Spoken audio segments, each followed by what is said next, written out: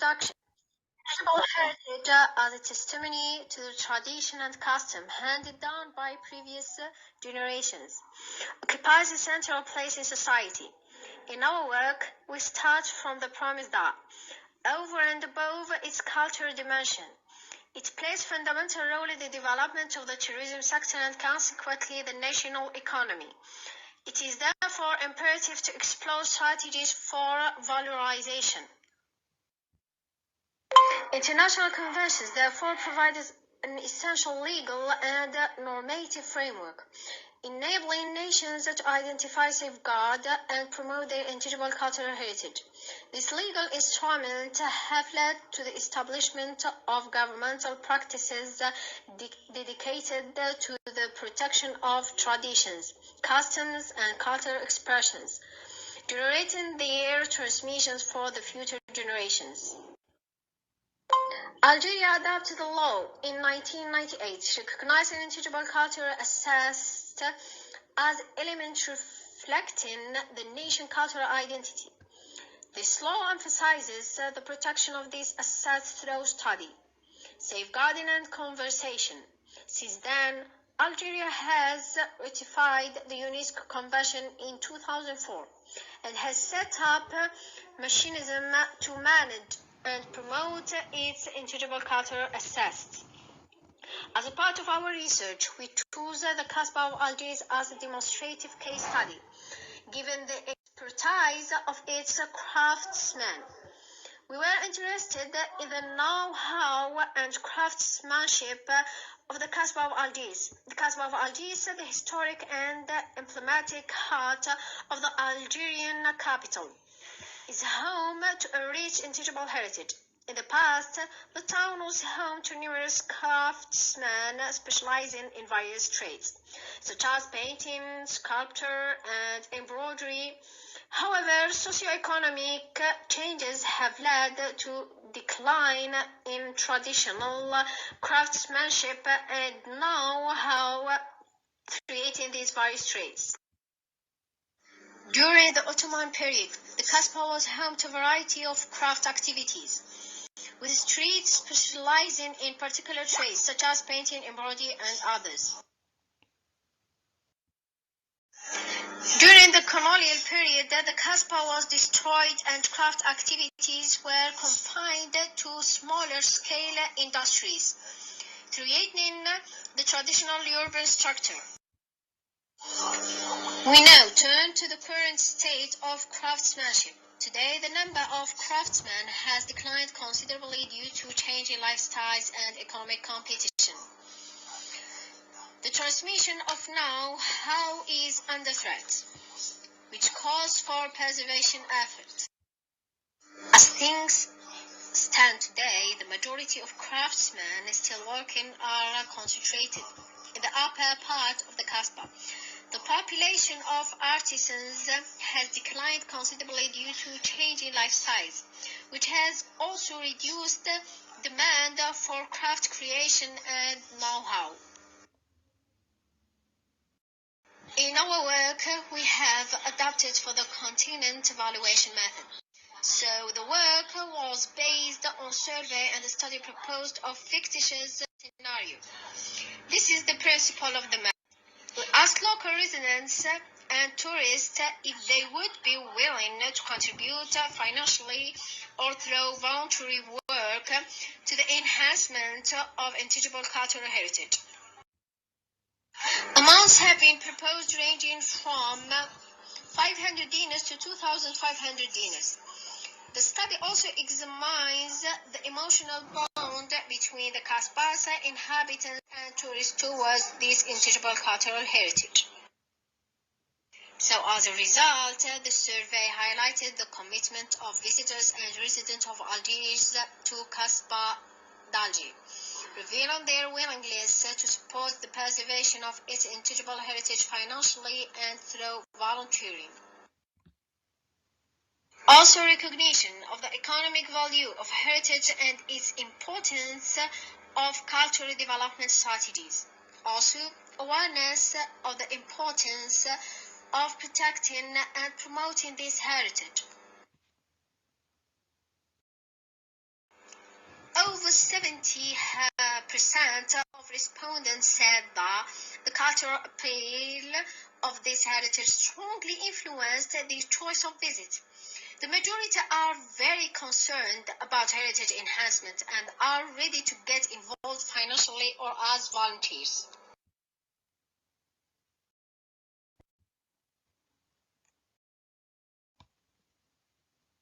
The intangible cultural heritage of the Kasbah of Algiers represents an invaluable asset for the region's economic and social development.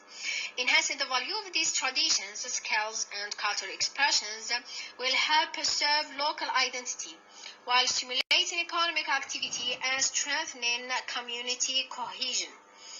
Efforts to protect and enhance intangible heritage must be based on an integrated approach, involving local authorities, experts, and stakeholders. This is the only way to ensure the sustainable and inclusive development of the Kasbah of Algiers by promoting its rich cultural heritage. The intangible cultural heritage of the Kasbah of Algiers represents an invaluable asset for the region's economic and social development. Enhancing the value of these traditions, skills, and cultural expressions will help preserve local identity, while stimulating economic activity and strengthening community cohesion. Efforts to protect and enhance intangible heritage must be based on an integrated approach.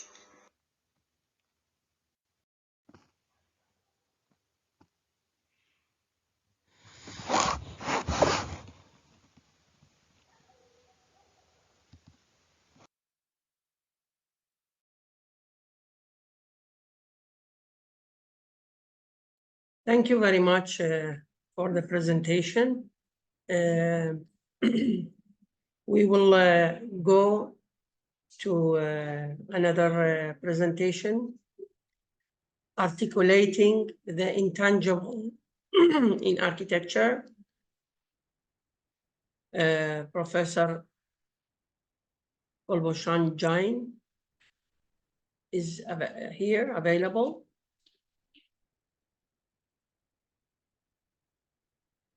Okay, we will start.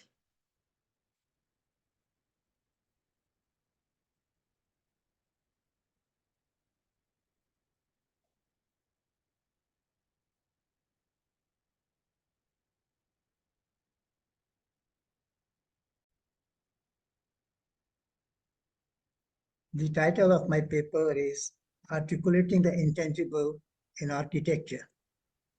Introduction. The intent of this discussion is fueled by the idea of extracting unmeasurable essence, which can find manifest expression in final outcome, architecture. It often oscillates between quality and concept. Either way, its articulation and architecture adds tremendous value to the object. Search for its form contributes much to placemaking, which can be experienced without dimensioning it. Intangible as an adjective or a noun is not fixed to a typology, but belongs to a universal meaning. It can be particularized in a specific context to contribute value emerging from the aspirations of the client or the architect, or both. Client brief. A client brief is generally a statement of various functional areas, movement patterns, and level of services expected. These briefs or programs do not address intangible aspects, though they add tremendously to the organizing of a building or a group of buildings. Architects bring about valuable meaning which goes beyond client requirements. However, there are very interesting instances where the client's vision and their shared dreams and expectations with the architect have produced some of the most beautiful buildings in the world. Manifestation of a vision. In 1959, Jonas Salk, the man who had discovered the vaccine for polio, approached Louis Kahn with a project. City of San Diego, California had gifted him with a picturesque site on La Jolla along the Pacific coast, where Salk intended to found and build a biological research center.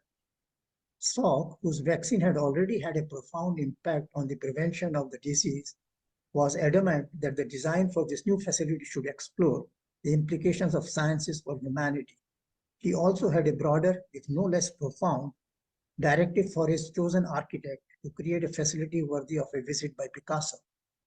The result was the Salk Institute, a facility lauded both for its functionality and its striking aesthetics, and the manner in which each supports the other. Upon looking at the Salk Institute with its final outcome, one can say with certainty that a place is worthy of a visit from Picasso, but it is difficult to comprehend how such an expectation can become part of the design process. Also, it is doubtful if Dr. Salk ever invited the artist, but whoever visited the place must have carried lasting impressions.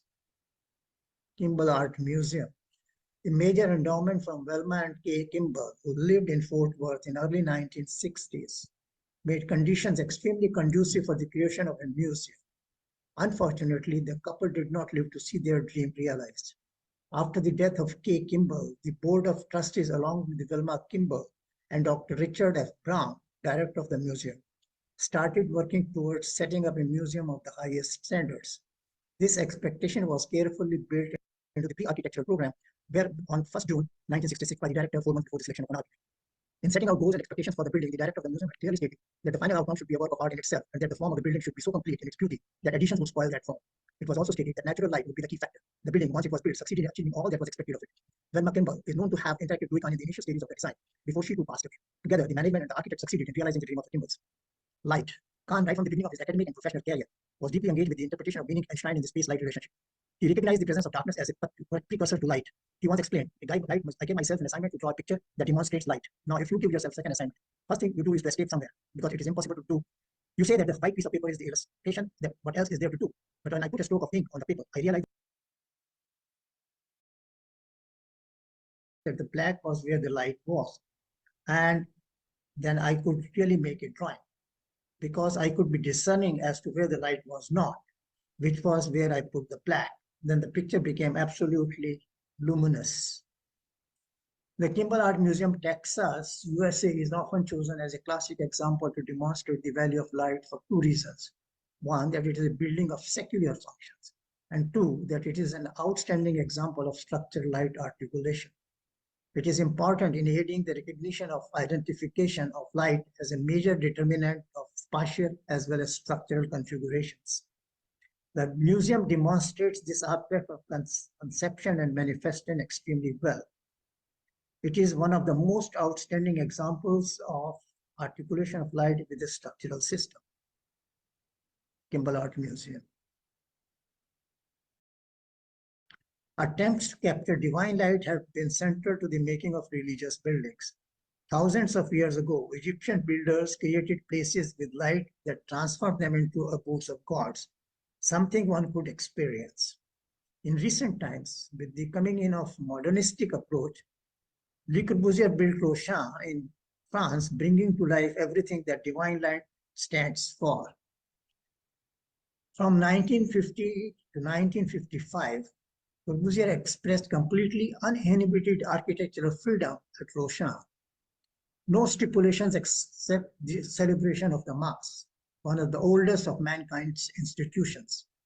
And an important influence, however, existed, the countryside and the horizon on all four sides. These decided the design, and thus the phenomenon of visual acoustics appeared. Visual acoustics found formal expression. Forms make noise and are silent, some speaking, others listening. Threshold and blurred boundaries. Although more easily definable, thresholds can have very varied scales. From a sharply conceived entrance element to extended and diffuse boundaries, it is a great promise for connecting two distinct realms. From sharp thresholds to extended verandas and ghats, on the connection between light and water, transition manifests in many tangible ways, and some architects have interpreted these transitions to celebrate the in-between realms. In 2024, Pritzker Architecture Prize winner Rinken Yamamoto has interesting take on concept of threshold. Stelle Aruk explains, redefining boundaries, the threshold, a place for encounters. During the initial years of his career, Yamamoto dedicated himself to comprehending communities, cultures, and civilizations.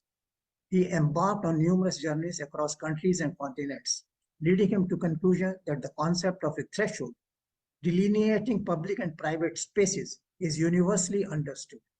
This interpretation prompted him to reassess the boundaries between public and private realms as societal opportunities, committing to the belief that all spaces may enrich and serve the consideration of an entire community, not just those who occupy them. He reimagines boundary as spaces themselves and breathes life into the transitional zone between public and private spheres. Other significant concept in architecture of Yamamoto deals with transparency, integration, and boundaries. Haruk further notes, one of the things we need most in future of cities is to create conditions through architecture that multiply the opportunities for people to come together and interact. By carefully blurring the boundary between public and private, Yamamoto contributes positively beyond brief to enable community. He is reassuring architect who brings dignity to everyday life. Normality becomes extraordinary. Calmness leads to splendor. If we are asked what sort of space is enclosed or open in character, we cannot say for certain. I believe the central question is a question of spatial arrangement. Being open or closed is more a question of interrelationship of two spaces which come into contact with each other, rather than a question of material at the boundary between those spaces. Is there a way of describing the relationship between those two spaces that come into contact in general terms, not as a problem of materials? If it is possible to describe a closed relationship or an open relationship as a spatial relationship, then it should logically be possible to describe such things as public or private in terms of spatial arrangement. Jeonfu Mindfulness City. Bhutan is getting better recognition for its sensitive approach to conservation of buildings and respect to the environment. As a result of this consciousness, Bhutan's leader, His Majesty King Wangchuk, laid down specific goals for the development of a new settlement in this carbon-negative country. The guidelines include sensitive environmental response and good infrastructure for health, education, psychological well-being, and cultural diversity. Located on the India-Bhutan border in Jeonfu region, this settlement has been named as Mindfulness City. It is important at this point to look at the meaning of the word mindfulness, the practice of being aware of your body, mind, and feelings in the present moment, thought to create a feeling of calm, Cambridge Dictionary. Also, in mindfulness, training, a person learns to be an observer of the flow of impulses, emotions, and events without allowing them to compel actions that are not reflectively endorsed, Cambridge English Corpus. How does one translate this into tangible built form? What parameters can address these special expectations? Tasked with the design for this special project, architect Georg Engels, along with Arup Sistri and Gyula Firatoli, spells out their interpretations. Mindfulness City aims to amplify the country's abundant biodiversity by emerging as a vibrant tapestry of interconnected ecosystems and lively neighborhoods. Further, the Jeonfu master plan gives form to His Majesty's vision to create a city that becomes a cradle for growth and innovation while remaining founded on the Bhutanese nature and culture. If we imagine the mindfulness city as a place that could be nowhere else, where nature is enhanced, agriculture is integrated, and tradition is living and breathing, not only preserved but also evolved. Shaped by waterways, Jeonfu becomes a land of bridges, connecting nature, people, and past and future, local and global. Gyula Firatoli, partner in charge, Big Landscapes, Georg Engels Group adds, inspired by the Bhutanese culture and respect and compassion for other and nature, the mindfulness city designed to enhance ecological systems through an urban development that connects flora, fauna, as well as people and ideas.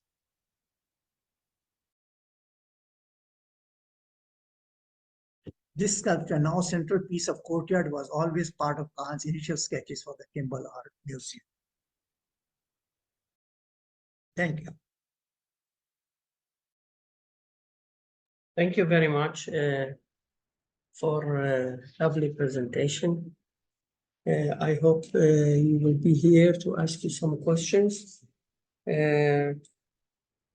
Now, the third paper is Stitching Identity, the Cultural Significance of Embroidery in Marwada Megaul, I hope I read the name, community of Kutch. Assistant Professor Nishita and Assistant Professor Himali, Annie, and Radhika Gupta. Anyone of the authors are here? Yes, I'm here. Okay, thank you. I am going to share your presentation now.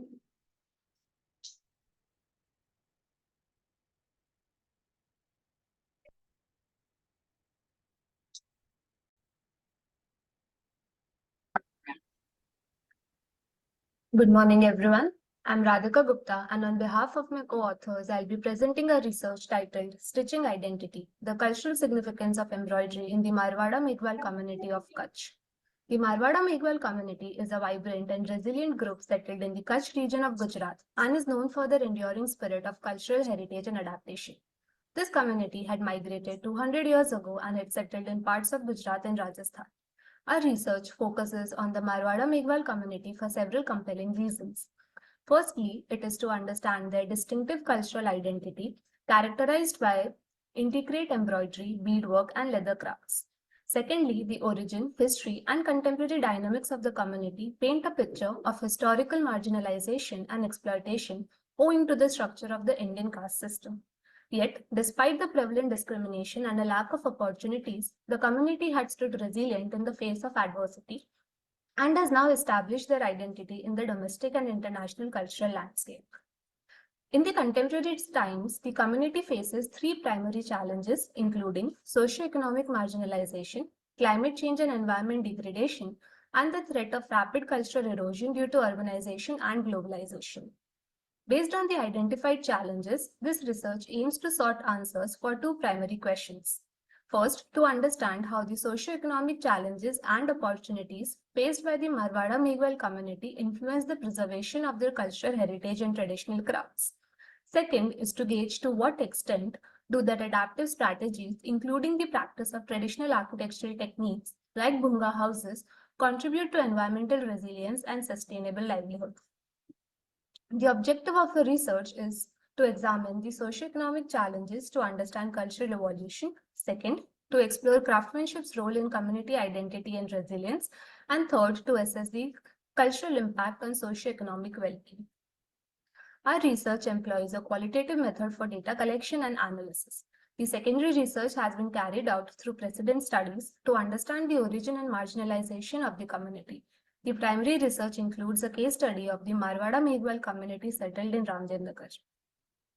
Before analyzing the impact of climate change and environmental degradation on the livelihood of the community, it is important to understand the dynamics of the physical and cultural landscape of Kutch. Kutch district is the westernmost part of Gujarat bordering Pakistan. It is a massive peninsula between the deserts of Sindh and Thar and the Arabian Sea, mostly covered by the salty marshlands of the Rann. The cultural landscape of Kutch is defined by its geographical position. The vast unbroken coastline is an important factor which led to the isolation of Kutch from mainland India and its connectivity with foreign countries. As a result of this, Kutch had remained largely uninfluenced and culturally intact. The native Kutchis were primarily involved in shipbuilding as an occupation and depended on the trade routes for their livelihoods. Apart from the native Kutchis, the first migrant settlers had emigrated from Persia and Afghanistan due to Alexander's invasion of southern Asia. These nomadic communities were in search for safer pasture lands and had finally settled in parts of Rajasthan and Gujarat. As a result of these migrations, Kutch became a haven for these displaced communities and was then inhabited by various ethnic groups like the Rabaris, Ahirs, Maldharis, Vankars, and the Meghwals. Even though these migrant communities were now settled in Kutch, they didn't take up the prevailing occupation of the native Kutchis. Rather, these communities maintained their distinct identities through their traditional dressing styles and craft practices like weaving, dyeing, printing, embroidery, and leatherwork. The influence of the migration can be seen in the blending of diverse art forms, music, and dance styles. This cultural diversity resulted in the development of over 40 styles of embroidery, each with its unique patterns, colors, history, and significance. These embroideries became the identity of the communities, and one such community is the Marwada Meghwal community. The Marwada Meghwal community, also known as the Meghwar community, traces its origin to ancient times. As per documented history and oral stories, there are two prominent narratives involving the origin of the community. One narrative suggests that the community had taken birth from the feet of Lord Brahma, symbolizing their historically marginalized position within the caste hierarchy. This community was part of the second group of migrants who had settled in Kutch following the Indo-Pakistan conflicts of 1971. The community had traveled with Muslim pastoral community of the Bandi grasslands. The Meghwal community was dependent on the patronage of the upper-class Muslims for their livelihood. As a result of this unequal dependency and social exclusion, the Meghwal community was not permitted to interact with the Muslim pastorals or share the same locality as them. This resulted in a lack of opportunities for the Marwada Meghwals. Despite the social stigmatization and marginalization, the Marwada Meghwal community had preserved their cultural heritage, including their renowned expertise in embroidery, which serves as a testament to their enduring legacy and resilience across generations. This resilience of the community and their adaptation to the changing landscape of urbanization and globalization is studied through the case study of Ramdev Nagar settlement. The Marwada Meghwal community of Ramdev Nagar is located in the village of Bhirandiara in the Kutch district of Gujarat. This cluster is largely isolated and disconnected from the outside world. It is a small village of about 20 families who are all related to one another. The community resides in the iconic Bunga houses, which are traditional cylindrical structures with conical roofs, and they stand as a symbol of their community's identity.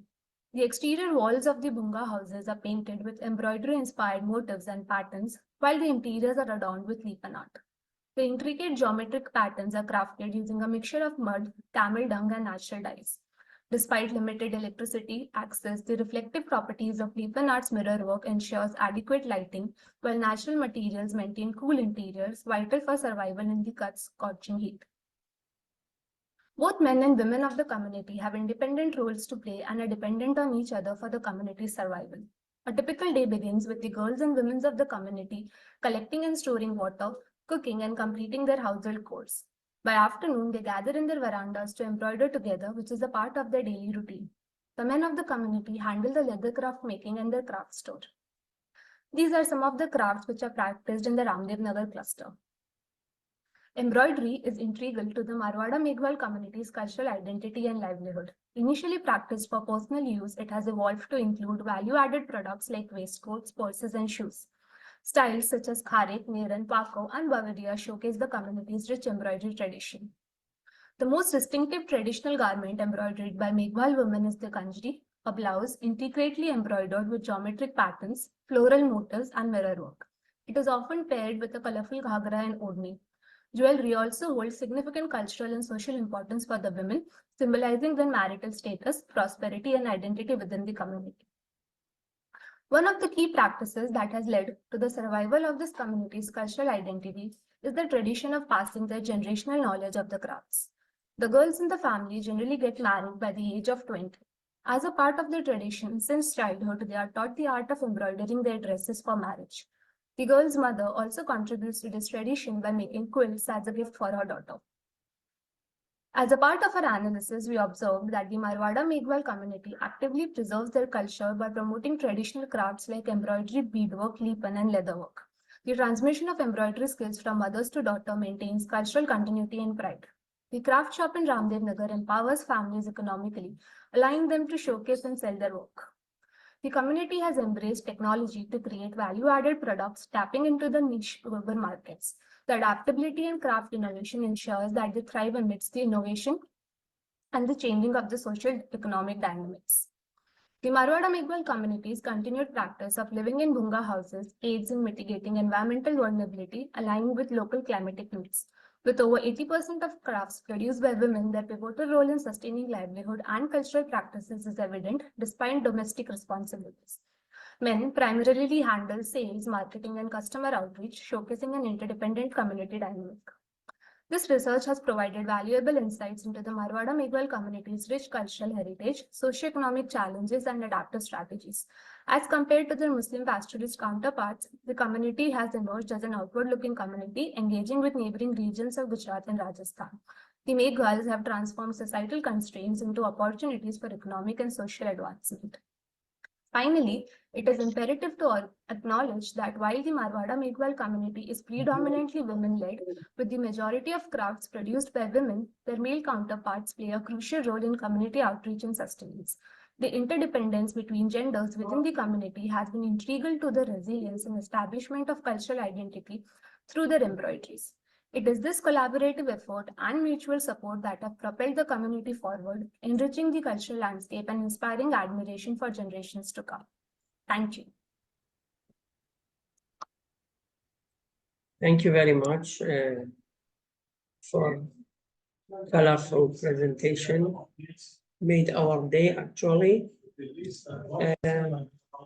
I am going to the so I think the last presentation in the first stage is not available, so we are going to a round table directly. If you have any questions for the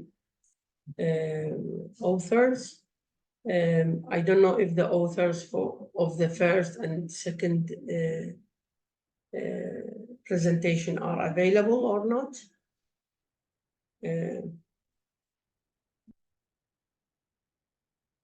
So any questions, or maybe you can have the questions just generally. We can discuss it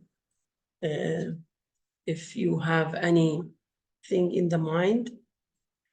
You can write it down if you want. You can write the questions.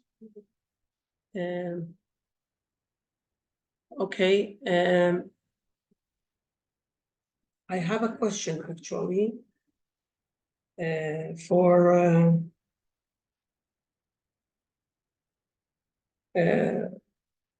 the third presentation. I wonder if we can consider stitching part of architecture or part of the craft. I mean, when we have Radhika, is there Radhika?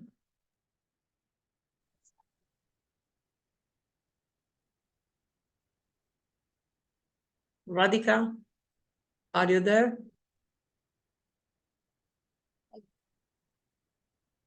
I hear something, maybe you are here. If you hear me, can we consider the crafts, the stitching and these ornaments part of architecture, or it is just craft? This is my question to you. Can you hear me? Sorry? Yes, I hear you now. Am I audible? Yeah.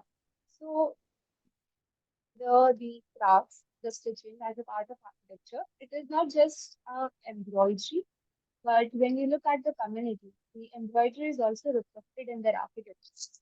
Now, the community practices very specific motifs, and these motifs have been inspired from nature, from flora, fauna, as well as their rituals.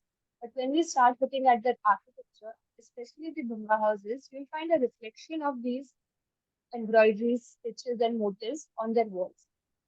So the Bunga houses, it's a vernacular form of architecture, which is associated with the barren landscape of village. So the houses are made out of mud, and the inner walls of the houses have a layer of leafen art. This leafen art has a lot of embroidery motifs which are reflected. Now these motifs have an addition of mirrors. If you look at the combination of threadwork as well as mirrors, the same threadwork pattern has been replicated to their interiors, and we have mirrors placed in between. These mirrors also have a reflective property which helps with the lighting. Because these houses, they have a shortage of electricity, and the light reflects from the mirror and it lights up the interiors. So we see a reflection of this craft in there. Apart from that, the craft is also reflected on the exterior walls of the Kuka houses. They also paint the exterior walls, and again, the paintings that we see have been inspired from their embroidery. So this embroidery is stitched into their architecture. It's not just in craft, but it is also a connection with architecture. Thank you for your clear answer. If you have, if the audience have any question, if not, I can go. I can proceed to the next round.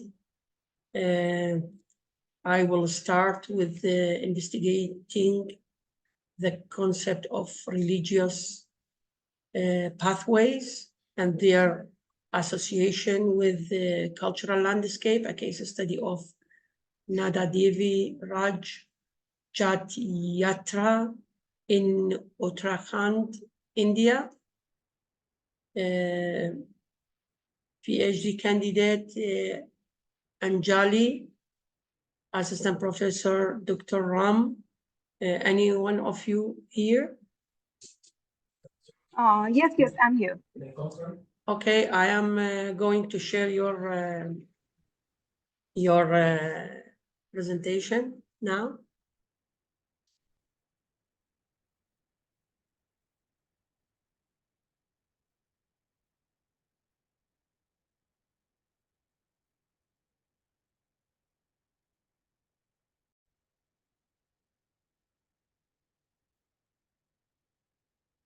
Everyone. I'm going to present my study on investigating the concept of religious pathways and their association with cultural landscapes, a case of Nanda Devi Rajat Yatra in Uttarakhand state of India. Pilgrimage is one of the oldest form of population mobility known to human society. Some authors illustrate pilgrimage as a dynamic process that links three components: a place, a person, and spiritual practices. Oxford defined pilgrimage as a journey to a sacred site for religious devotion. Brandon also give three components of pilgrimages, while Hindu tradition uses the term tirtha, which means a crossing place or a ford. The aim of the study is to develop a framework for investigating the characteristics that transform a route into a pilgrimage or religious journey. The methodology used here is analyzing all global and national pilgrimage or religious routes, then study intangible traditions around Nanda Devi Parvat, and then finally exploration of pilgrimage significance, emphasizing the Nanda Devi Rajat Yatra. Now we'll try to understand the historical timeline of pilgrimages. In ancient period, pilgrims embarked on journeys to sacred sites in Mesopotamia and Egypt. In classical period, they would go to the sacred sites of Greece, and Gautam Buddha's teachings were also expanding during this time. In the medieval period, Islamic dynasties in India were on rise, and pilgrimages to Egyptian periods and River Nile and Jerusalem could also be seen. The modern period is dominated by technology, and also commemorative events become a reason for pilgrimage.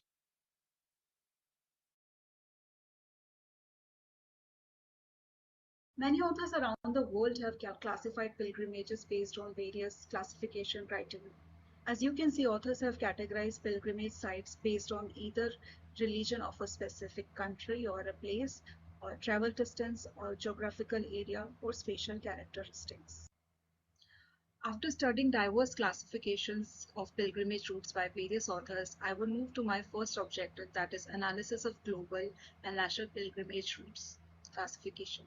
To study this, I have categorized 25 case studies, national and international, under 6 parameters, that is movement, scale, which is further divided into scale, local, regional, national, and cross boundary. Then the third one is tangible attributes of landscape, which entails water body, forest, mountain, ghats, temple or shrines, burial sites, or archaeological remains. Then the fourth one is type of shrine, which could be natural or man-made. Then the fifth one is temporal, which includes annual, sextennial, that is occurring after 6 years, then duodecennial, that is occurring after 12 years, then perennial, which can happen any time of the year, then festival based. And then finally, the intangible attributes of landscape, that is mythology, festival, folklore, historical legacy, procession, rituals, art practices, or ecological association. Then after this, I have divided these 25 case studies in 7 groups. The first one is circumambulation, the second one is closed circuit path, and the third one is linear path. The fourth one is ascending path over a hill. The fifth one is shrine to shrine path, where pilgrimage journey starts from a shrine and ends at shrine itself. And the sixth one is the festival based path, and the seventh one is the category which does not fit into another categories. So it could be a special kind of path. Based on the studies of classification done by various authors and the analysis of global and national pilgrimage routes, I've come up with a conceptual framework to analyze the pilgrim routes, where the central core of framework is pilgrim routes. The arrow pointing towards the pilgrim route shows the factors that play significant role in making an ordinary route into a pilgrimage route. So the main parameters that play their role are tangible cultural heritage, which can further be divided into 2 categories. Then the type of movement, third one is scale, fourth one is temporal part of it, and the fifth one is intangible cultural heritage. Nanda Devi is the patron goddess of Uttarakhand Himalayas, and it is revered as the bliss-giving goddess. The key festivals are Kangdali and Nanda Ashtami, among others, and it also has mythological association because of its mention in Skand Puran and other religious books. It is surrounded by Nanda Devi National Park, which is a UNESCO World Heritage Site. There are many traditional practices associated with this, like traditional medicine and pastoralism rooted in ancient knowledge systems. Sacred flowers and fragrant flowers like Brahmakamal and Mashi are found here, along with rare bighorn Himalayas sheep and snow leopard known as Thuru. Now I'll present my case study on Nanda Devi Rajat Yatra, which is a unique pilgrimage of Uttarakhand which happens every 12 years. It symbolizes the departure of revered deity Nanda Devi to her divine consort Lord Shiva, who resides in high Himalayas. This is the longest defined pilgrimage in Asia, spanning 280 kilometers over 19 days. It commences from Naughty village, which is situated at 1260 meters above mean sea level, and goes along this route and finally culminates at Homkund, which is at 4061 meters above mean sea level. Homkund is situated at the base of Mount Trishuli, which is one of the peaks of Nanda Devi Biosphere Reserve. And then the procession comes back from this route to Naughty village, taking the anti-clockwise movement. The Nanda Devi Rajat Yatra is intricately intertwined with ecological associations, for example, dedicating forests to deities like sacred groves of A.B. Spindle. Taboos are associated with the area for resource utilization, like prohibition of cooking, fetching fodder, wearing shoes or leather, etc. Singing aloud is prohibited as it can disturb the wildlife. Procession passes through alpine meadows of Begani Bukia, Langan Forest, Reserve Forest area, and Rupkund, which is mysterious lake of skeletons. There are also historical associations like the yatra was initiated by Katuri kings of Kumaon. There are also historical evidences from the coinages of Kushan period from 2nd and 3rd century AD. Another archaic tradition from 16th century AD, which was revived by Sham Sahar, ruler of Kumaon. This procession is steeped in rich and tangible cultural associations. For example, the birth of a four-horned sheep known as Chausinga Khadu or Menda signifies the arrival of goddess in her maternal home. This procession from Naughty until Homkund is led by this Khadu only. Devotees carry chantolis or parasols during the procession, crafted out of local ringal bamboo or bhojapatra. Devotees also carry wooden doli or palanquin containing image of Nanda Devi. And ladies of Kumaon and Garhwal region bid tearful farewell to Nanda Devi during Yatra. The Kanswa kings of Garhwal have entrusted Ringal artist of Bedri Chimta village of Chamoli district for making Chantoli for Rajat Yatra. Having an understanding of attributes of Nanda Devi Rajat Yatra, we can now test our conceptual framework. Here I have put the studied characteristics and parameters in the framework, and they aptly fit into it. As you can see, the yellow highlighted parameters. Since it is necessary to establish the significance of case study as a route, I have highlighted here some of the developments in the definitions and overall understanding of the routes by some organizations like UNESCO, ICOMOS, and Council of Europe. I have taken significant aspects from the definition of cultural roots and have tried to reflect them in my case study and have extracted some of the keywords for better understanding. First one is shared cultural heritage, which is reflected in the small processions from the Kumaon region, which join the main procession of the Garhwal region of Nanda Devi Rajat Yatra. Interchange of values is seen in Maodibi custom, where families of the village along the route share and donate food for the pilgrims.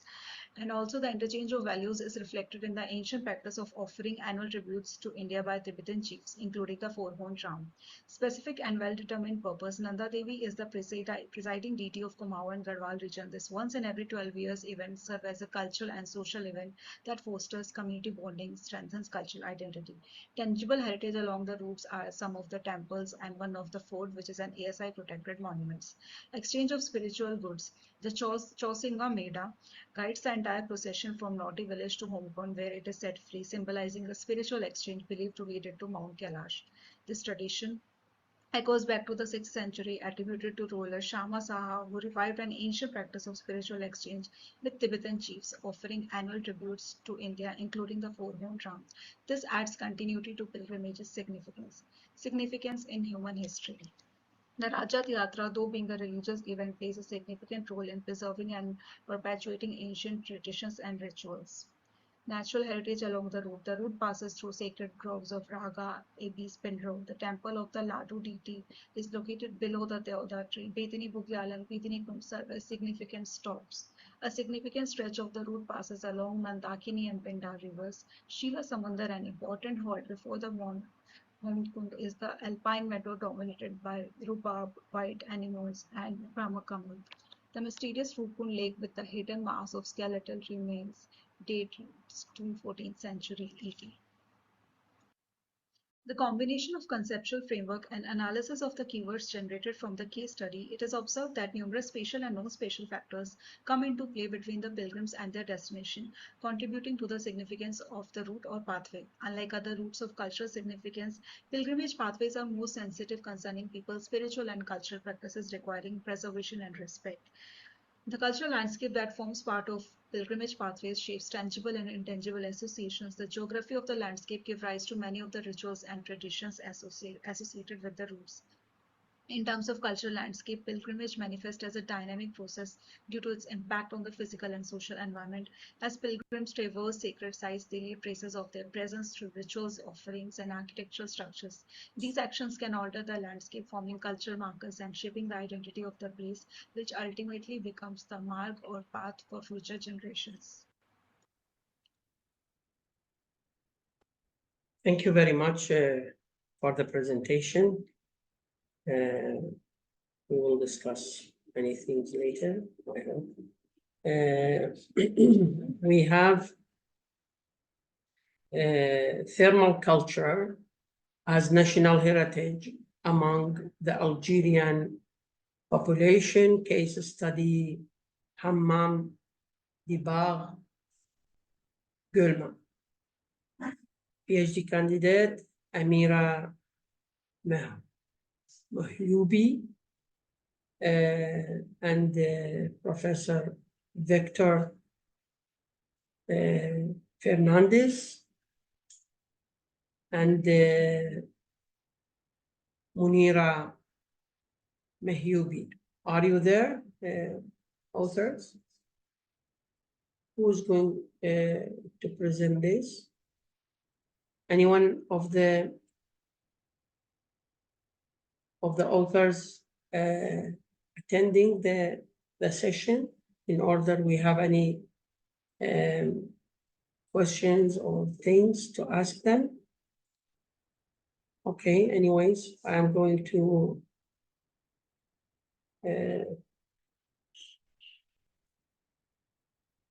have this presentation now.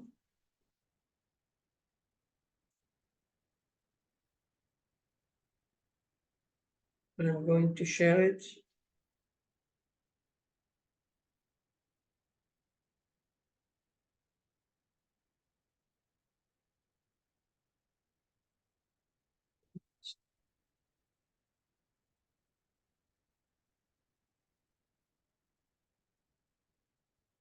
This one. Mm.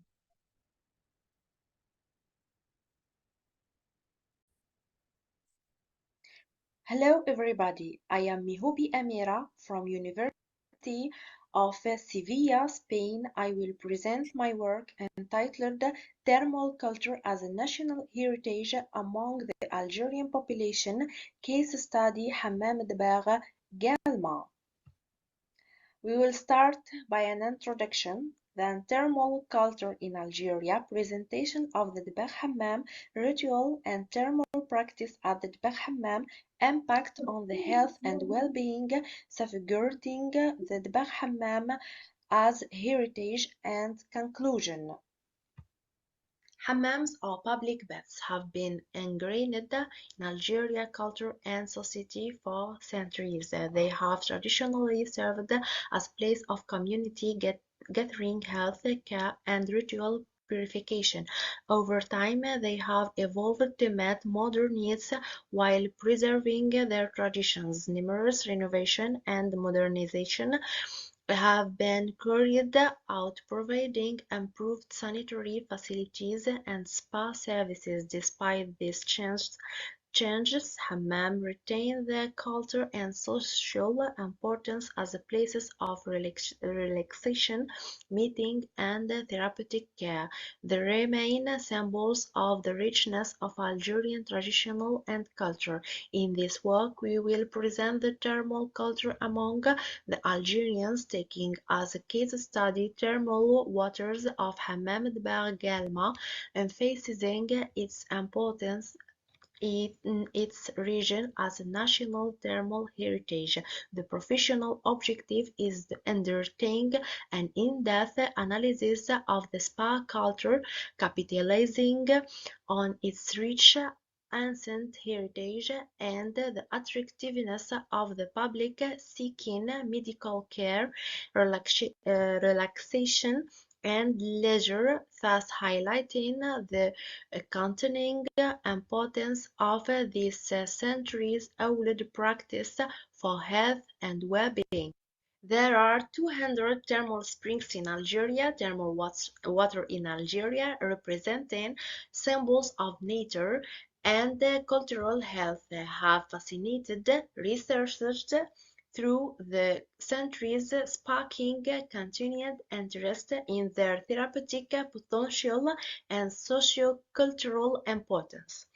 Archaeological studies have revealed the antiquity of this tradition, with evidence of the use of thermal waters by ancient Berber and Roman civilization.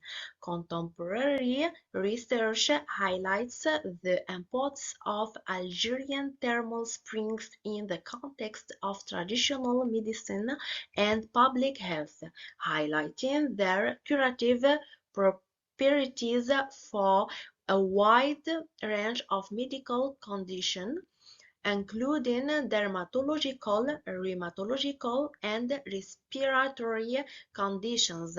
Meanwhile, anthropological and sociological studies explore the cultural dimensions of the thermal culture in Algeria, highlighting its role in the construction of social and regional identity, as well as its implication for tourism and economic development. Hamdbagh is a commune in the wilaya of Galma in Algeria.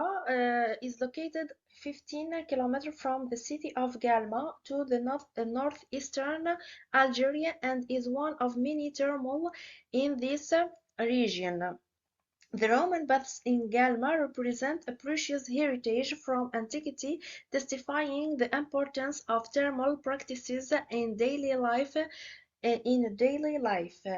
Galma, among the Algerian cities whose main function is thermal and which can result in climatic tourism because of the nature and cultural potential that they concealed. The survey carried out in this sector confirms the existence of 13 sources that are little or not exploited. This locality receives on average and annually 190 visitors, which is more than resident population, which is 11,918 inhabitants. This significant tourist flow creates a population movement on a local and national scales. The Dbagh Hammam offers a thermal experience imbued with ancestral rituals. Visitors engage in relaxation and purification practices in a traditional setting. The ritual begins with a relaxation phase in the heated room, followed by a steam bath to the open part of the skin. Next, guests receive a revitalizing body scrub, followed by the soothing massage with essential oils. The process promoted blood circulation, eliminated toxin, and leaves the skin soft and rejuvenated. Experienced practitioners ensure that each visitor benefits from a relaxing and regenerating thermal experience. It becomes a medical treatment for muscles and respiratory diseases more than a hammam because its water represents great importance among the population in its region. Thermal baths offer a range of therapeutic benefits because thermal water are rich in mineral different joints and muscles, helping to relieve pain and tension. In addition, the thermal experience promotes mental relaxation and reduce stress. Dbagh Hammam thus embody a complete approach to health, offering treatment that nourish body, mind, and soul. The thermal heritage of Hammam Dbagh has a history over the centuries, deserves to be world-class because it's inherited as a culture through generations, because it's established as a culture since childhood. This means that in terms of concerns bath and feverish relaxation, the individual grows here as a weekly or monthly culture that changes with the time of treatment and relaxation of people because it's a pleasure to experience hot water in condition of normal anxiety or break from routine is equivalent to make a therapeutic relaxation trip and extend its area of influence at the national and international level. We find the development of infrastructure and leisure equipment, hotels and traditional stores selling in the city becomes an area of tourist attractiveness over the cold and moderate seasons, including the transformation of the culture of people over time in tourism in an important area without trying to do in order to bring many advantages, particularly economic. The Dbagh Hammam in Galma, much more than simple bathing place, is a real culture crossroad where different generations and traditions meet.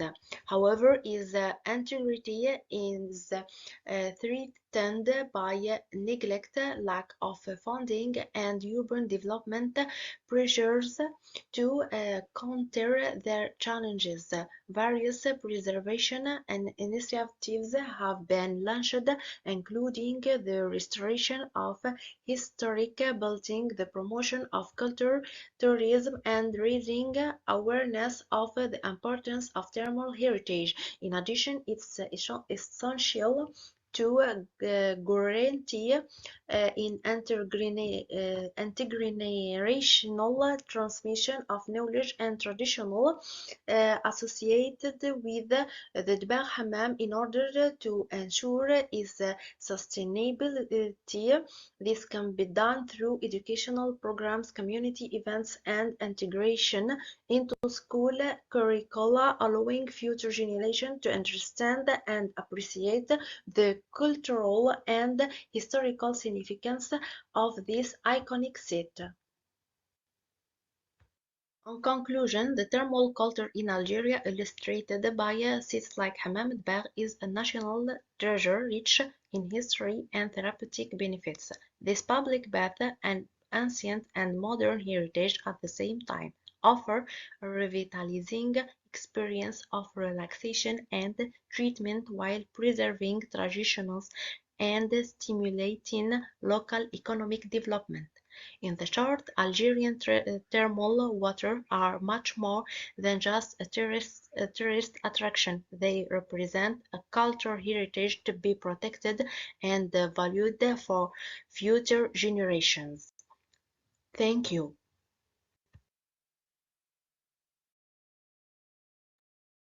Thank you very much for the presentation. It is really interesting place. I will go for the last presentation before the second round table. It is the aesthetic of Arabic calligraphic and Islamic formation in curtains of the door of Kaaba, a critical artistic study for Dr. Dua and Dr. Abdulaziz. Any one of the authors here?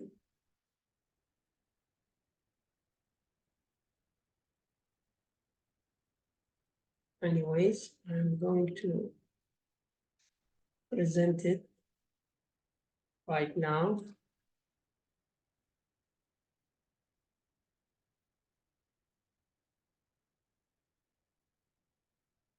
Okay, I see Dr. Dua is here. Okay, welcome. I'm going to present your presentation, and we will see if we have from the audience any questions.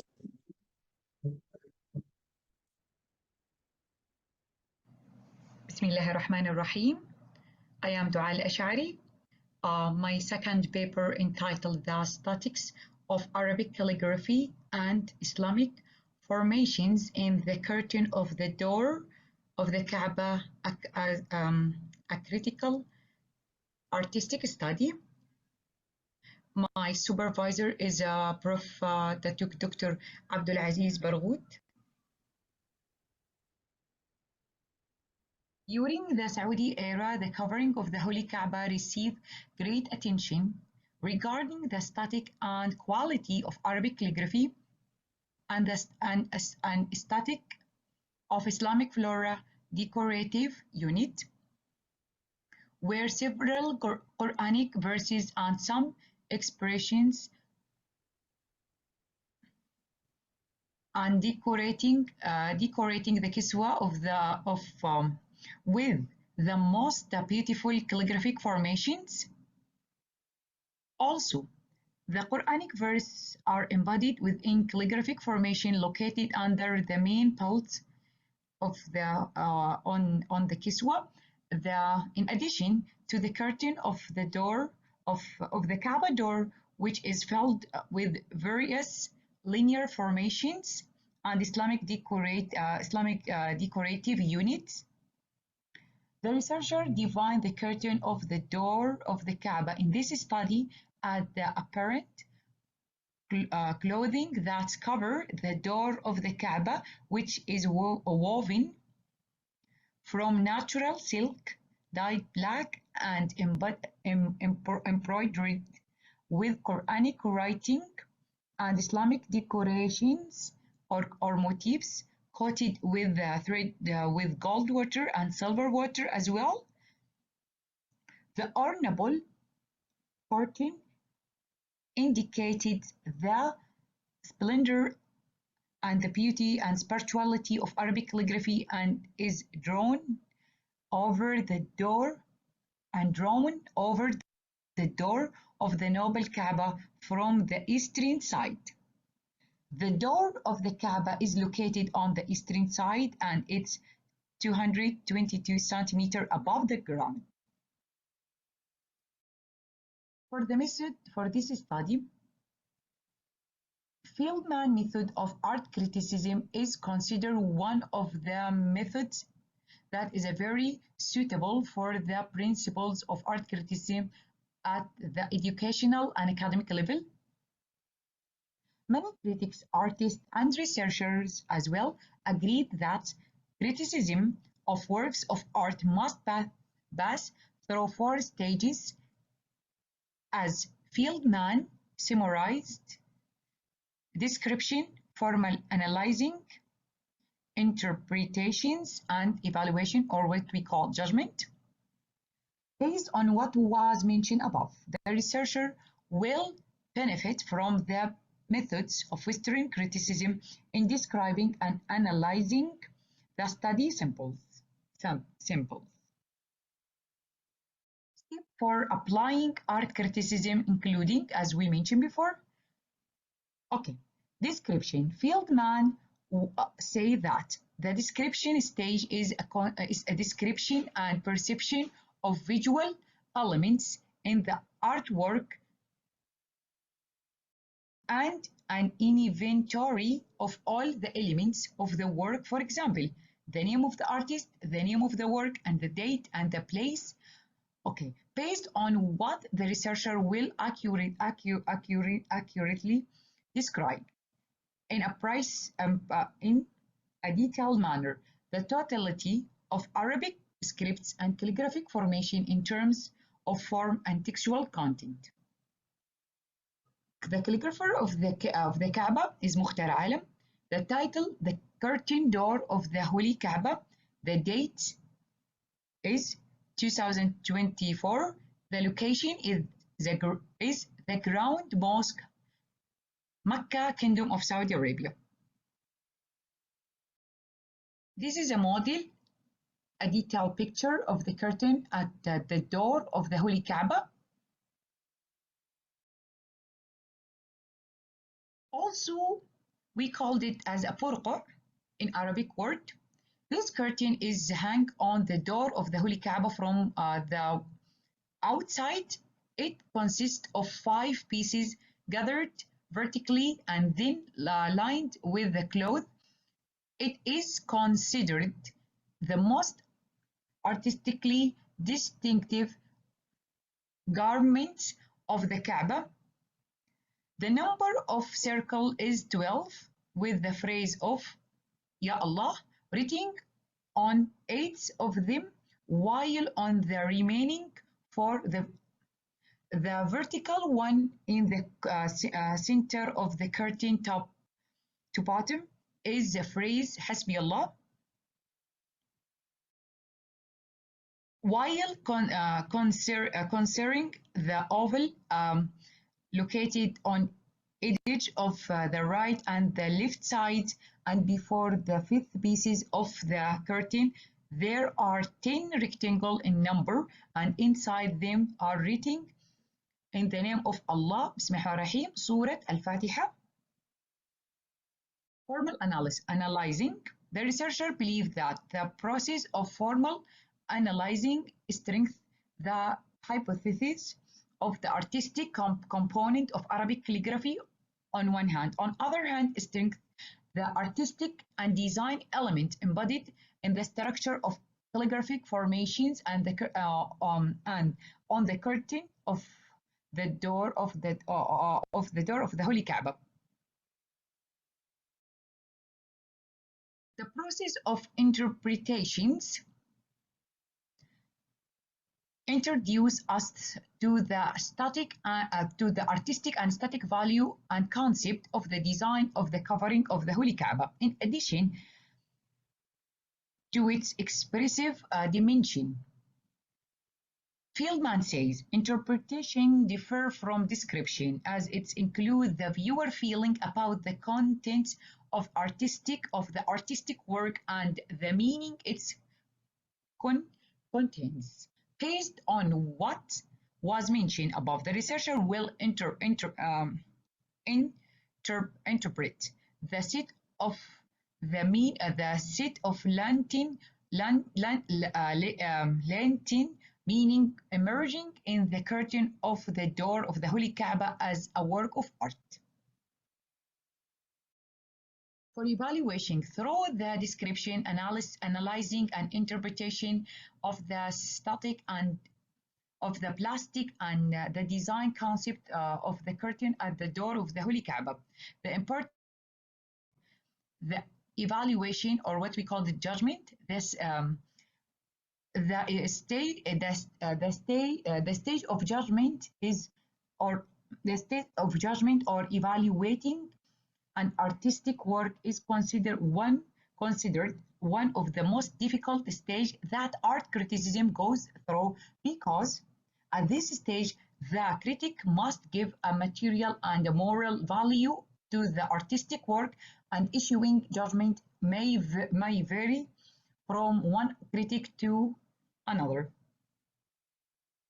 The researcher will evaluate the static composition of Arabic calligraphy, the thuluth calligraphy, embodied in the curtain of the door of the Kaaba in terms of formal, expressive, and functional direction.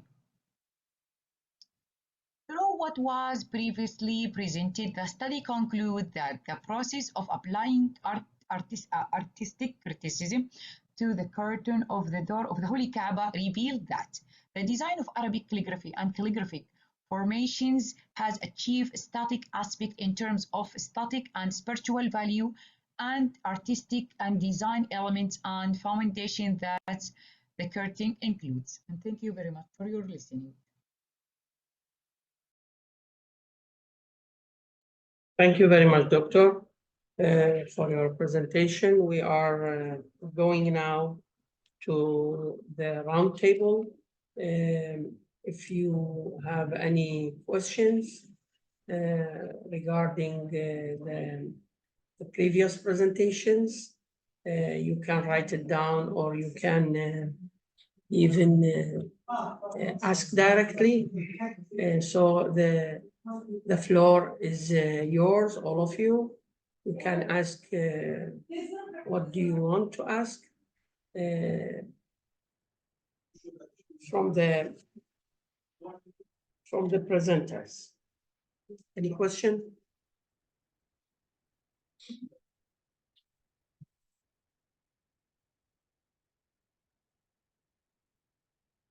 So if we have no questions, I have a few comments, actually, more than questions for the presenters. Thank you very much. The presentations were very interesting for me. It was from different fields, and the first presentation, which is the investigation of the concept of religious pathways.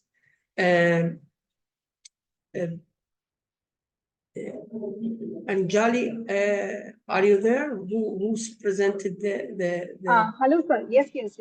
Yes, I'm here. Yes, thank you very much for the presentation.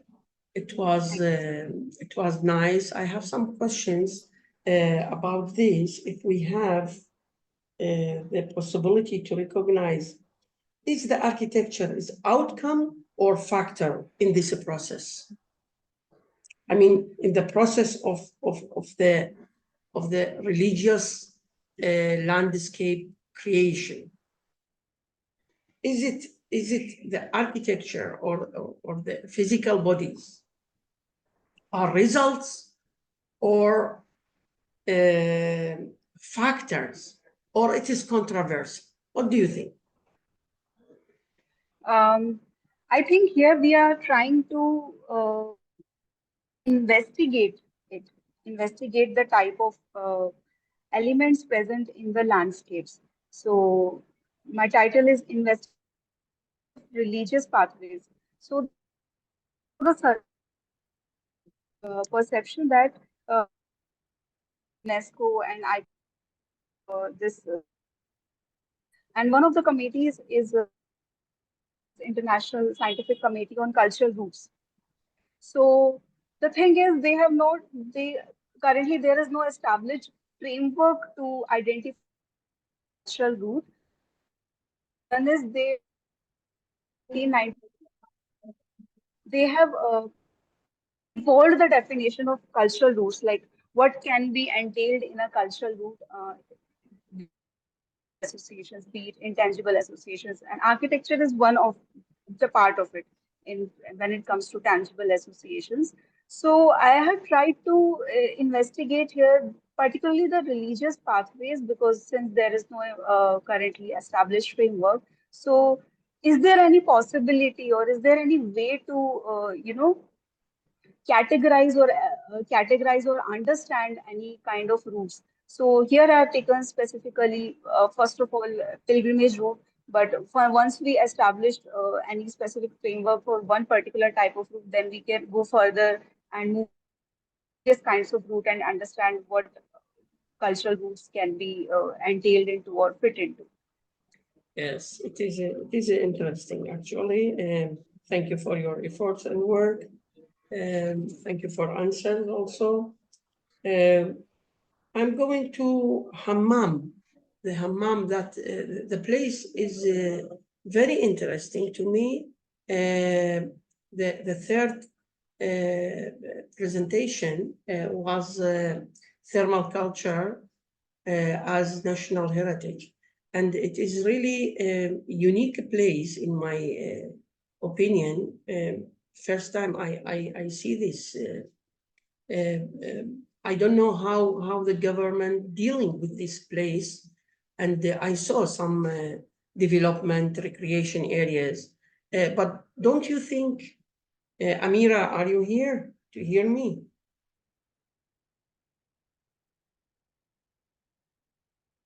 Amira,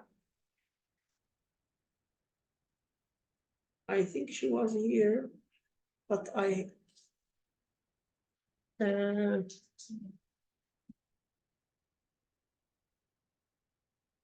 anyways, I'd like to ask Amira if the government is going to deal with the place like biophilic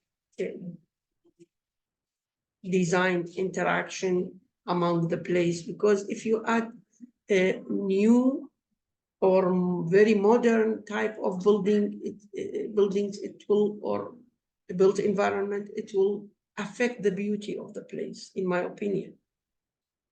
Anyways, I hope the UNESCO will control this issue later. Last presentation was for Dr. Dua.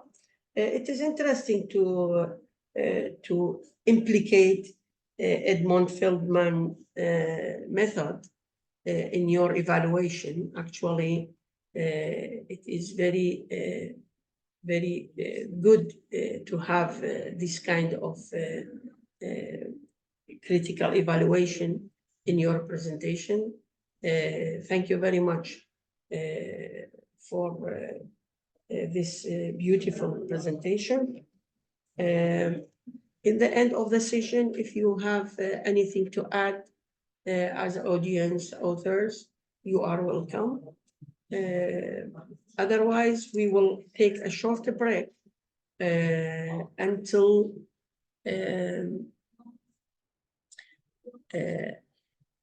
11:20 or 11:15, and then. Dear Dr. Salar, Yes. how's it going, my dear? Sorry, I just arrived. Yes, I was in it is going well. city tour to manage the people in city tour. That's why I just arrived. I apologize. Yes, How's that's it going? fine. That's fine. and It is okay. We are a little bit earlier than the schedule, and we will take a break for 10 minutes or 15 minutes perfect. to wait for Dr. Very Ithalia, good. and then we will continue until the Hello. noon Thank you. time. Hello, Then we will manage. hello Hello, to dear everyone. Talha Kaiguri. How are you? Can you hear me, please? Yes. I would like, how are we going to move on to be the host for the session, for the sub-session? It's, do I have to do something in special? If you are not very familiar, we will take care. Don't worry. Okay. I will help you. I will be with you. Okay, thank you very much. Thank you. Thank you. I'll Dr. be trying. Horash, if you don't have anything, I am going Yes. to Okay. I'm stop. also going up the stairs, so the floor is yours. You can manage. Yes, thank you. please. Thank you. Bye-bye. Bye-bye. Bye. You may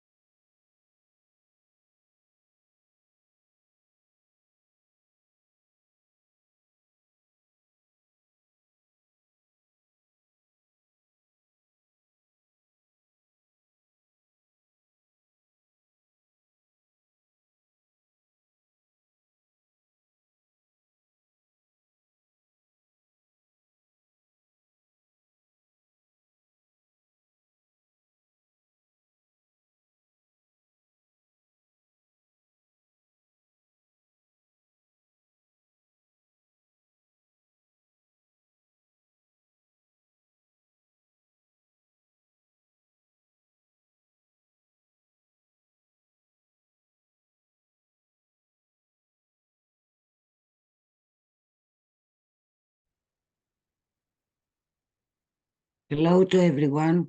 Can you see or hear me?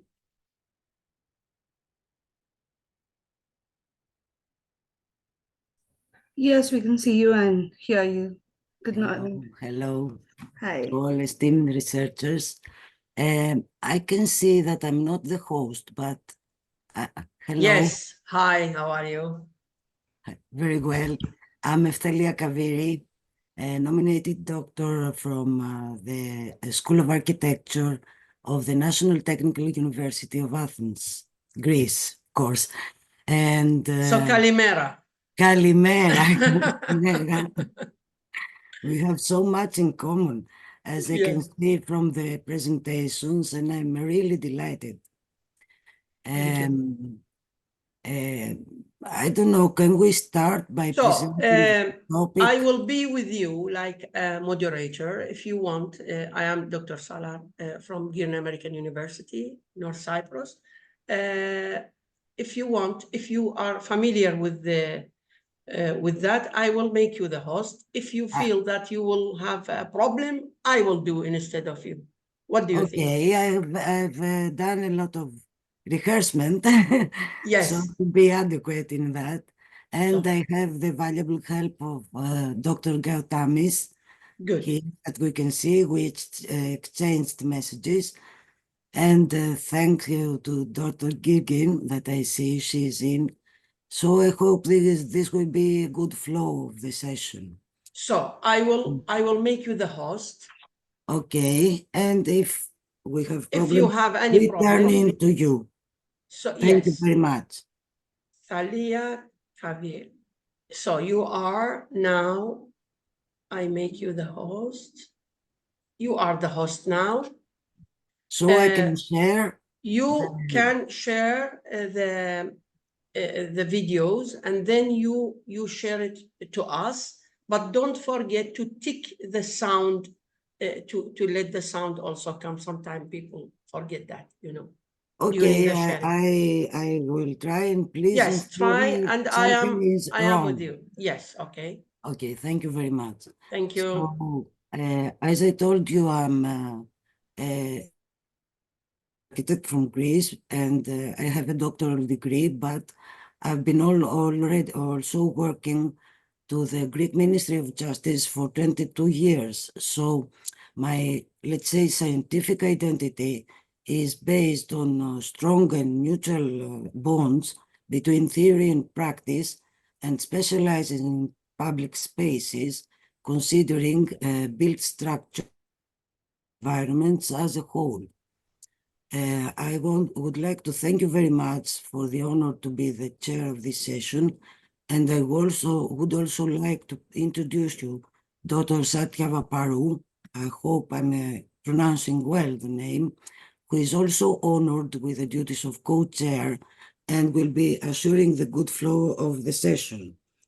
Dr. Satyava Paru is nominated by a brief note that she sent me by the University of Nottingham, UK, and is presently serving as a postdoctoral fellow at OCAD University in Toronto, in Canada.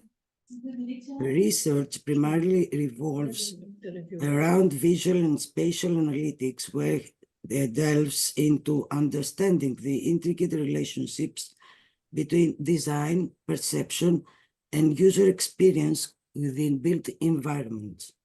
So we have a lot in common, and I would like to skip a long intro to keep more time for the discussion in the end. So I'm just giving a headline on the topic of space and place studies, mentioning that space is par excellence, let's say, the main action field of us architects, because our main task is to conceive a three-dimensional multi-structure. But the space that we perceive and construct varies along specific individualized cultures and identities, and that are produced by the human activities between them, and turns into a specific place, revealing to us universal values. That is the notion that I got from all the presentations I had the chance to view of this session. So this is all for me. I can't wait to see all the presentations and talk about them. And I would like to ask Dr. Satyava Paru if wants to add something on that, or else we're going to proceed on the presentations. That would be absolutely perfect if we can proceed with the presentations. Thank you very much for the introduction. Okay, then I'm starting for the first one. I think I'd better close my video and Hello. do the sharing.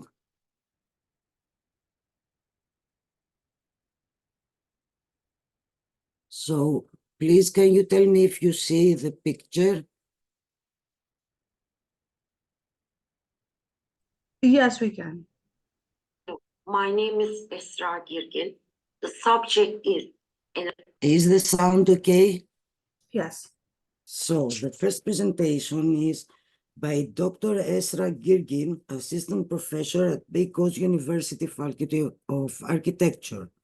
Her studies are generally about cultural heritage, conservation, architectural design, etc. But she is working especially in urban and rural protected areas. Thank you very much, Dr. Girgin, for this specification. I'm starting the analyzing Ankara Castle and its surroundings in the context of social sustainability. Ankara Castle and its surroundings are the oldest settlement texture of Ankara since the Republican period. The physical, social, and economic texture of the historical settlement and its surroundings has changed considerably due to rapid urbanization, planning policies, etc. Within the scope of the study, in the context of the conservation of the historical texture of Ankara Castle and its surroundings, social sustainability criteria will be discussed.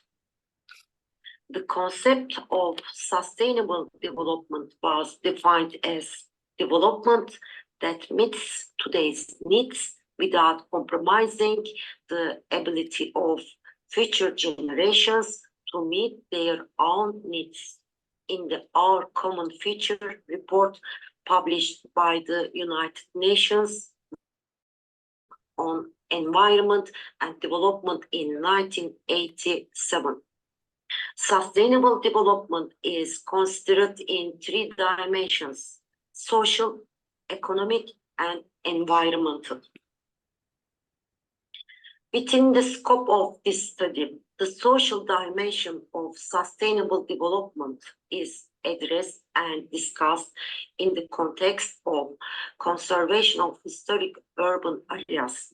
According to research, the main social sustainability criteria addressed in historic urban areas are as follows: quality of life, housing and built environment, employment, education, health, accessibility, security, spirit of place, cultural identity, belonging, social interaction, integration, equality, participation. Within the scope of the study, the relevant social sustainability criteria will be discussed based on the observations in the context of the protection of the historical texture of Ankara Castle and its surroundings. Ankara Castle and its surroundings are the oldest settlement texture of Ankara. In the Ottoman period, Ankara Castle was a residential area and it had different functions such as dungeon, soldier, shelter, protection of state assets. It is known that the wealthiest segments of the city lived in and around castle in the 16th century.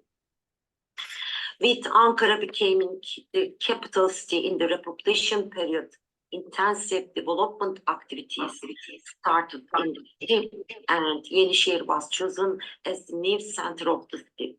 In 1928, in the Ankara City zoning plan prepared by Janssen, it was envisaged that the castle and its surroundings would be protected by declaring it as a protocol area, and the new city would be planned.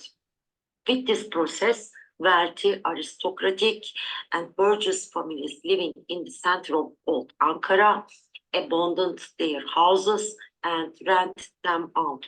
With the population mobility in and around the castle, the economic and the social fabric of the region has changed significantly. Today, conservation repair works have been carried out on the inn's residence around the castle, and these buildings have been given functions such as museums, hotels, and restaurants. The areas where street sanitization hasn't been carried out and not open to tourism are ruined areas where the lower income groups of the city lives and where urban facilities and substructure are inadequate. There are the areas where conservation repair works were carried out, and the photos on protected areas around Ankara Castle. Investigation of Ankara Castle and its surroundings in the context of social sustainability, the quality of life in the peripheries of the castle is low. Most of the houses that are not included in the scope of protection are neglected, partially empty and ruined, and sub-substructure services such as education, health, transport, green areas, and recreation areas are insufficient. Local employment opportunities are limited, and residents go to other regions to work. The area located in the center of the city is close to the working areas, but transportation facilities are limited. Visitors visit the castle along certain routes due to security reasons. There is economic and social segregation between the tenants living in the areas and constantly changing tenants and the wealthy owners of old houses, hotels, restaurants, and other functional historical buildings. And in order to preserve and develop Ankara Castle and its surroundings in the context of social sustainability, and all natural and physical values of the texture should be evaluated together with the social, cultural, and economic context accordingly. First of all, the ongoing conservation works within the castle should be evaluated together with its surroundings, and in the ruined areas where low-income groups live, housing, sub and upstructure services such as education, health, transport should be improved, and recreation and green areas should be increased, creating local job opportunities by evaluating traditional production opportunities in the region, carrying out street sanitization works by considering ecological systems that cause minimum damage to nature and environment, taking necessary measures in the built environment to ensure the safety of residents and visitors, programming trainings and workshops to create awareness of belonging and protection of the historical environment, programming activities that will ensure the social integration of the historical texture without losing its social diversity, it is recommended to ensure the participation of the public as stakeholders in the conservation, repair, rehabilitation process related to historical texture. Thank you. Thank you very much. Thank you.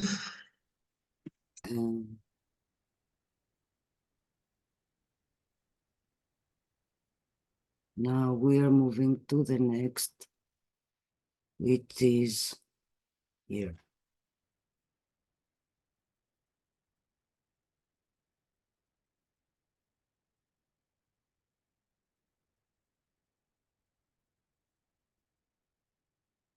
So the next presentation today I will be has the title Streetscapes' Role in Improving Users' Sense in Heritage Areas, and is by Dalia Hussein El-Dardairi, Balkis Akram, and Islam of the Ergo Naimi. I hope I pronounced well, so I'm starting. Presenting my conference paper, Streetscape Role in Improving User Sense in Heritage Areas, for the 7th International Conference of Contemporary Affairs in Architecture and Urbanism, along with Associate Professor Dr. Dalia Hussein and Professor Dr. Islam Hamdi.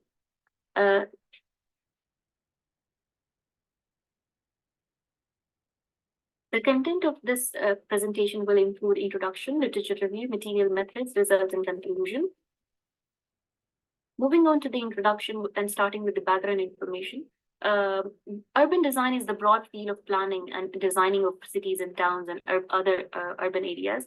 As a research study compares renowned urban designer Alan Jacobs' requirement for great city with no skills concept of built environment influencing one's ability to experience sense of places. Skills contends that the location's identity and significances are influenced by its historical, cultural, and geographical background, aside from the sense of place. Laura Franks further adds that other concepts of places are place attachment and sense of community.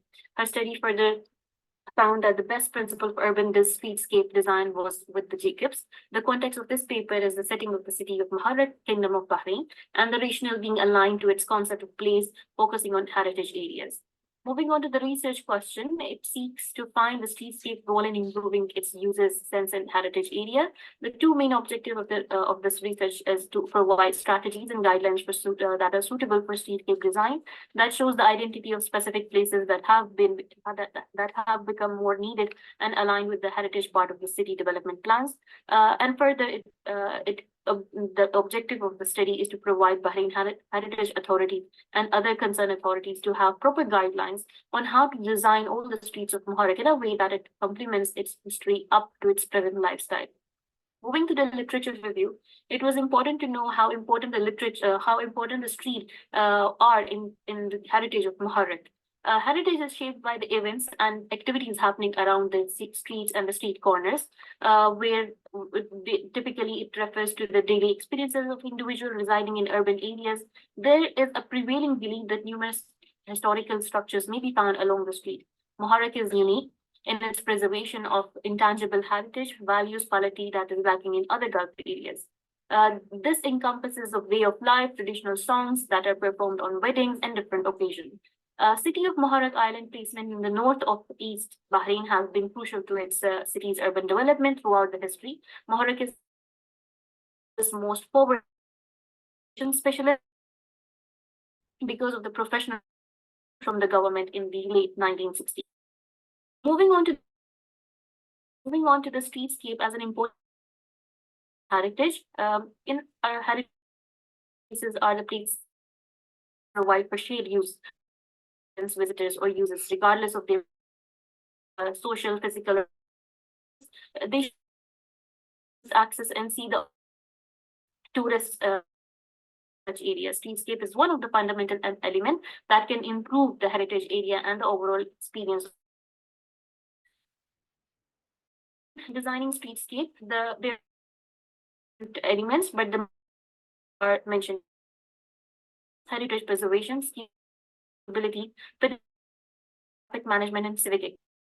Further on, it also includes security and safety, in education, such as softscape.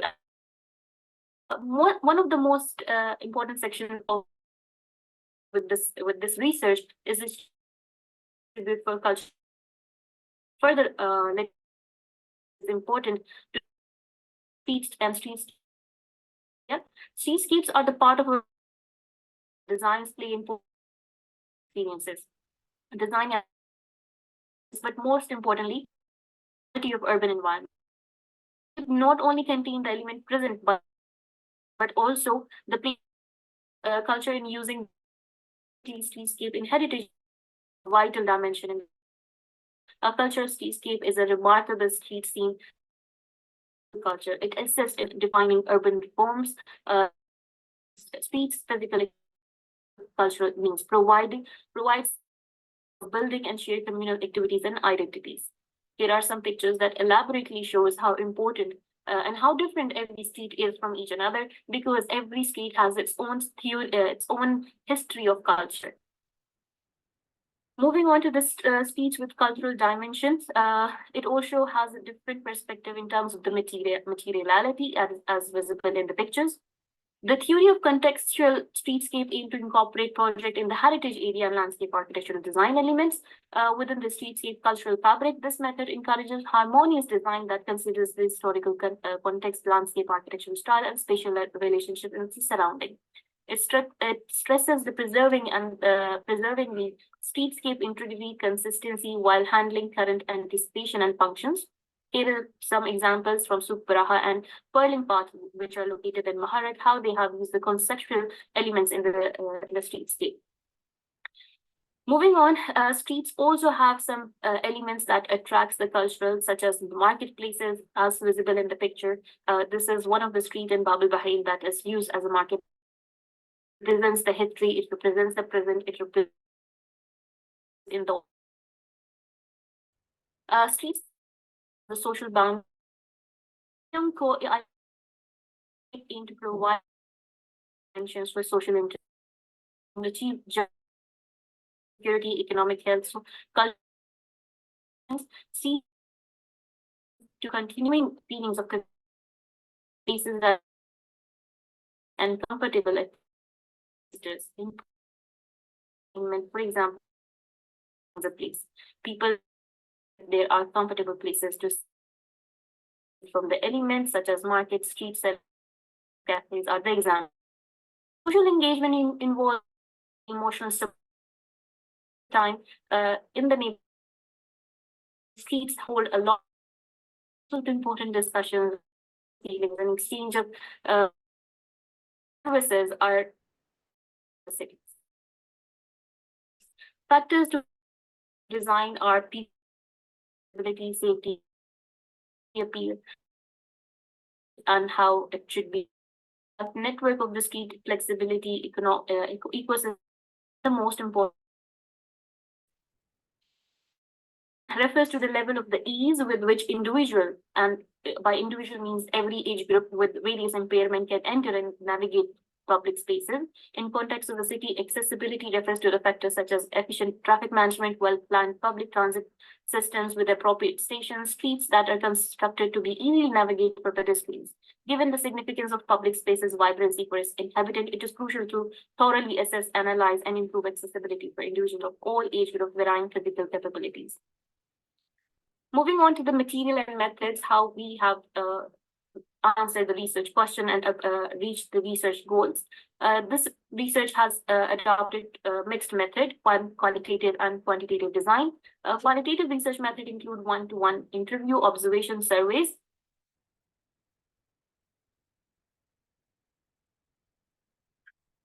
One-to-one interviews, observation surveys, and quantitative numerical research method includes QGIS softwares. Site study, Maharat has been selected as a site study, and specifically Sheikh Isa Avenue Road is located in the heart of the Maharat. The most prominent landmarks of this place are Sayyidi House, Beit Sheikh Salman, Al Khalifa Library, that is to the date is a very prominent landmark that shows the historical and the present attributes. Sheikh Salman Health Center, Al Saga Mosque, Sheikh Isa bin Al Khalifa Mosque, Then we have on a little far distance, Al-Muharrak Primary Girls School, Abdurrahman Al-Nasir Primary Intermediate School, Halabu Mahar Health Center, Muharrak East Coast Groundwater, and Muharrak Governate. This has a significant historical and cultural attribute, therefore the site has been selected. Coming on to the results, as a result of the inventory and analysis, Sheikh Isa Street needs more social gathering spaces and to increase its heritage features. Moreover, when looking at the eye-level green spaces, there is a need to be more of it. Consequently, the street conditions decrease walking on such commercial street, which reduces the promotion of the trading activities due to the neglected streetscape design. The site included commercial activities such as markets for household supplies, spices, jewelry, abayas, bus stop, and many other activities. The streetscape needed to be performed appropriate in it needs to be improved in its heritage role to revitalize the history of the Muharrak. The negative points concluded from the inventory showed the negative point concluded from the inventory showed the efficiency of using the hardscape element in terms of the shortage of seats to serve visitors. There are long distances to walk while there is no break, there is no pause in between. From other point, the electricity wires that are hanging carelessly is one of the issue of safety. Moreover, from the site analysis, there is an absence of relationship between the built environment and commercial streets and the streets in terms of the dimension, accessibility, service, and convenience. From the pilot questionnaire, some respondents expressed their need for the various gathering places with archaeological and cultural character that enhances the region's culture. Therefore, this study emphasized the entertainment element that can add value to the street. Moving on to the discussions that has been analyzed from the various research gathering techniques, Sheikh Isa Street is located in Muharrak, as we have came across, and it is famous for its rich cultural attributes. It has been a center of outdoor activities and tradition from many years till the date. Due to its activities, yet the design is very simple. Despite its simplicity, Sheikh Isa Street is a cultural area representing a landmark and cultural identity. This is what determines the importance of the area to the residents as well. There are some following cultural and historical traditions associated with the outdoor spaces, such as Majali. It is an outdoor gathering space, large open squares where people gather and discuss their problems, or they celebrate events and exchange stories. Al-Qisariya market is still the date, is a historical market that has different merchants and artisan goods displayed, such as textiles, spices. Community gathering areas on the Sheikh Isa Street have been always important. Children would play and elderly people would do their errands. Festivals and celebrations. Sheikh Isa Street has been a venue for various festivals, especially during Eid al-Fitr and Eid al-Adha. Traditional support, one of the important support that has been used to be conducted here was al-Muhaffaza. Historical horse races would take place on the street of Muharrak, including Sheikh Isa Street, where spectators would gather to cheer the riders. In conclusion, this is a summary of the proposed guidelines. Sheikh Isa Street should be mixed old and new to engage the tourist while retaining its traditional and heritage values. Visitors can explore local heritage and lively areas simultaneously. Souvenirs and handicraft and traditional fabrics are the best bought at the tradition. Visitor can use their five senses if the streetscape elements are applied correctly. Visitors can relax, chat, and outdoor spaces can be enjoyed. Through unique presenting tactics, planners can welcome participants to experience exceptional service and meal they will never forget. Streetscape, Sheikh Isa Streetscape should reflect the community of the history of the community and tradition, and preserve any notable historical building landscape, landmarks, and cultural features. It should also offer social and cultural event. It is a key hub for Bahrain's urban infrastructure transportation network. The well-designed facility will improve Muharrak city's livability and communal well-being. Local community involvement in the streetscape design is also recommended.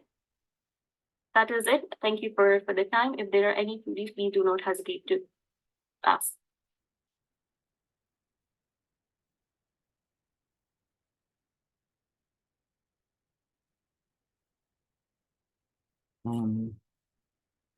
I would like to ask, how could we be recording? Because I didn't hear any notice that recording is going on.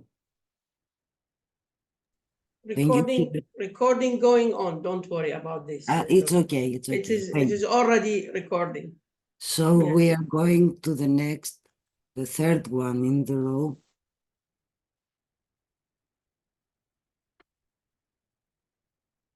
Hello and good day.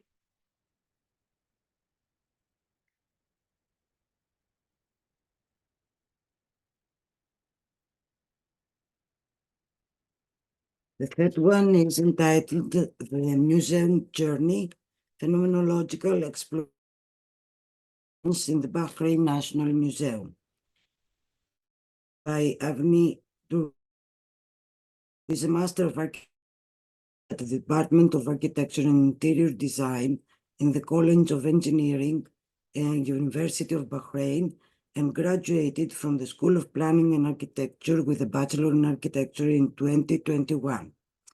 It's also prepared by Dr. Nasla Alani, who is a full professor at the Department of Architecture and Interior Design in the same college, and she graduated from the Technological Institute of Art, Architecture and Urbanism of Tunis with a Bachelor of Architecture in 1994. She completed her master's in architecturology, computer science, and artificial intelligence at the Henri Poincaré University at Nancy, France, and her PhD in architectural sciences at the National Polytechnic Institute of Lorraine in Nancy, 1995 and 1999, respectively. I am Avni, a first year's master's student supervised by Dr. Najla Alani. We are from the Department of Architecture and Interior Design, University of Bahrain. Our topic for today is the museum journey, phenomenological exploration of user experience in the Bahrain National Museum. The presentation will consist of these 5 main sections with a brief introduction to the topic. Museums play a crucial role in shaping our perceptions and understanding of art and culture and our history. Traditionally, museum designs is primarily focused on visual experiences. However, it is essential to provide a comprehensive sensory experience for visitors to fully engage themselves with the spaces. One of the most significant concepts of architectural phenomenology is that place is not just an objective geometric entity, but a complex and subjective experience that is shaped by a range of sensory inputs. The way we move, perceive, and feel architecture is not just solely determined by our visual or empirical evidences, but it is shaped by a range of sensory inputs, emotions, memories, and imageries that are grounded in our individual and collective experiences. Some of the phenomenological approaches that can actually contribute to a collective experience in the museum are the emphasis on the bodily engagement, as Palasma has emphasized, to kind of understand and appreciate the built environment, and also encapsulating the spirit of time and place to kind of capture the intangible history, stories, and the traditions that are embedded in the place, and that kind of gives a unique and enduring identity to the museum as a whole. The methodology adopted by the study is a qualitative research approach to provide a gathered in-depth information about the visitor's experience and the perceptions of museum design. So the data collected will be analyzed to identify how these respondents experience the museum and how the design of the museum influences these experiences. The Bahrain National Museum is situated in Manama and is designed by Kron and Hartwig Rasmussen. This iconic structure actually stands as a statement to the nation's rich cultural heritage and serves as a repository of its history and legacy.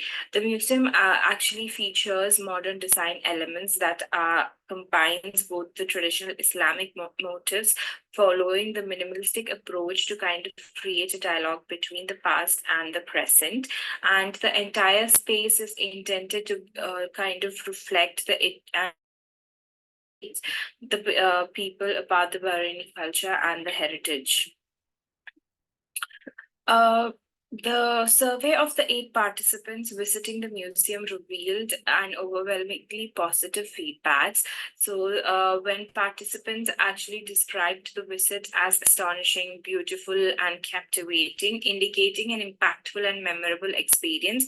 And also people appreciated the exterior design, the landscaping, the water body, the sculptures, and also the architectural aesthetics and the color tone that kind of highlights the museum's integration of art, architecture, and nature. And most of these participants also found it very easy to navigate, which kind of suggests the accessibility and user-friendly design. The participants also praised specific design aspects such as artworks, detailing archaeological details, natural light, and layouts depicting the country's history. Also, they did mention other sensory experiences such as smell of the nature, Arabic music, water features, and specific voiceovers, and also did speak about their memories associated with the Pearling experience, the Burial Mount exhibits, and also the serene atmosphere around the exhibition. A few features that makes the museum stand out is the use of material. They've used a travertine material in the exterior that kind of reflects the color and texture of the surrounding desert landscape. And also it is highlighted by one of the participants that the muted color tone kind of visual perception. Also the entrance coach, the traditional Bahraini architecture, and also creates a dynamic relationship between the user and the surrounding, and also provides a climatic thermal comfort and helps people traverse through the open space during the hot summer climate in Bahrain. Another feature is the shaded arcade, which is derived from the old local palace architecture. These screens kind of provide these dappled light effects when the sun shines through them, which kind of enhances the visual experience and provides a dynamic visual element, and also provides shades during the hot and sunny climate. And the another feature is the water elements. They exterior has an artificial lagoon and various water pools and also fountains, which kind of enhances the microclimate and also provides another sensory experience for the visitors. And these pools also attract the seabirds, which kind of adds to a tranquil ambience and also a unique dimension to the museum experience. Within the interiors of the design, a main aspect is the scale that is used. So the ceilings is made up of the entrance foyer is made up of barrel vaulted ceilings, which have and the use of this scale depicts the historical design and creates a sense of grandeur within the entrance foyer. Meanwhile, the exhibition halls are designed to align with the human scales, creating an intimate and relatable space for the visitors to engage in meaningful dialogues with the exhibits. Another feature that is used is the play of light. They have used both the natural lighting as well as artificial lighting. So the natural lighting in the foyer kind of highlights the materials and the texture within the travertine patterns, and it kind of helps the visitors to absorb the texture of the space even without touching them.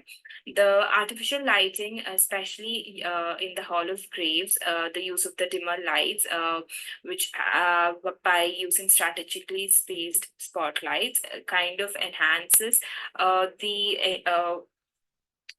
exhibits and also provides an atmosphere of reverence and contemplation, which is fitting for the subject matter of the exhibit. A few other features are the varying levels that kind of mimic the undulating landscape of the site, which kind of uses the bodily engagement, creates to the visitors. And aspect noticeable in is the use of these set to kind of transfer back into realistic representation for the Bahraini peoples.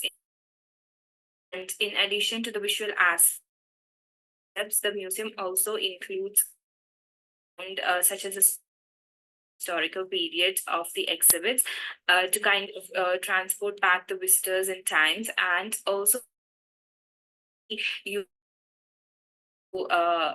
and within the spaces. And another feature is the digital screens, which with interactive games, which kind of engages and is fun for children, which also provides educational opportunity for the kids. And by making this learning fun and interactive, the museum is kind of able to appeal to a wide range of visitors to kind of make the experience more accessible and enjoyable. To conclude, the museum designs, the choices that is incorporated into the museum text, the internet text, and the people of Bahrain is thoughtfully and kind of evokes a range of emotions, and also by carefully controlling and guiding the visitors through a sequence of these interconnected spaces, both open and closed, the museum is kind of able to create a rich visitors. Thank you.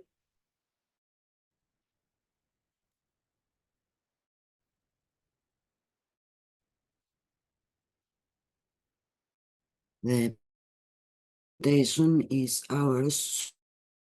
I thank Satya Varapu, who kindly offered introduction. Just sharing.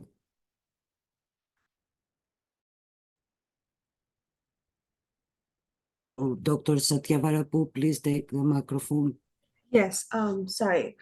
I was just talking without on the mute.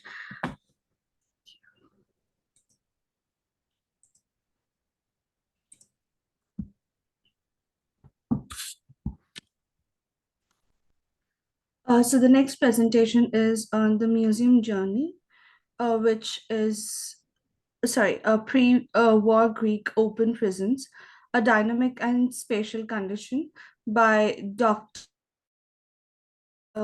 Kaveri, assistant professor of Vasiliki, Gitzau, and Assis, along with Professor Theodos Politis.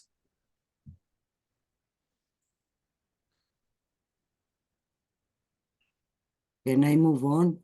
Yes, please. Thank you. We are grateful to present to your research on a particular type of prison space, 5 and questioning their content and civil evolution. Opens with an overview of the research field, then we present a summary of the methodology, discuss the main research findings, and conclude with the identity and the cultural value of these structures. These Greek prisons are linked to the modern Western prison and the new social contract of the Enlightenment as the civilized form of kind control based on humanistic ideals, accepting the value of a criminal's life and aiming to rehabilitation and social reintegration. In this context, as the late 18th century, the field of prison architecture emerged to realize the functions and goals of the new prison system. Various theoretical approaches that also emerged in the 20th century, such as Foucault's grand theory of central control over behavior, or the more recent studies of prison space, including the human factor, indicate that the geometrical and perceptual investigation of prison space falls within the broader field of space and place studies, linking the prison building to a society's civilization. Specifically for Greek prisons, the first approach of this kind was presented in the dissertation entitled Greek Public Prison Buildings, in which the Greek prison system is considered as a social and legal condition, structure as a space of refers to the confined life by examining the legal, the architectural theory in practice, and the personal experiences of involvement with prison, using the criteria that were highlighted by the analysis of Western theories and practices, organization, order, security, reformation, and surveillance. Based on this background, our research delves into the space of the Greek agricultural prisons, considering the space perceived by the law the architectural space and the space inhabited. We conducted a retrospective comparative examination of the legislation and the official documents, of the texts about prisons and prisoners, and of the architectural drawings of the built structures. In other words, we have used tools from the fields of legal science and anthropology alongside architectural tools, aiming on the field of architectural design and on the broader field of social sciences together. Starting from the examination of the legislation, we note that the first significant law was the 1911 Penitentiary Act, which acknowledges a special type of correctional treatment in agricultural prisons, its own region, regarding the of the employee, implying also dormitories, individual cells. Almost 14 years, the state regulation describes the daily work schedule and the staff's and the inmates' activities, from which we extracted information about the necessary spaces and the notion that the prison farm would be a set of well-organized activities within a composite environment. However, no specific instructions are given on the typology or on the size of the settlements. The walls are mentioned. Escapes was left to the close surveillance of prisons officers. Although vague, this was the legal framework for the erection of several agricultural prisons dispersed all over the country. Among them, we chose to conduct the architectural analysis on the prisons of Tirint and Vidus because firstly, they are fully documented, and secondly, they are the first two to operate.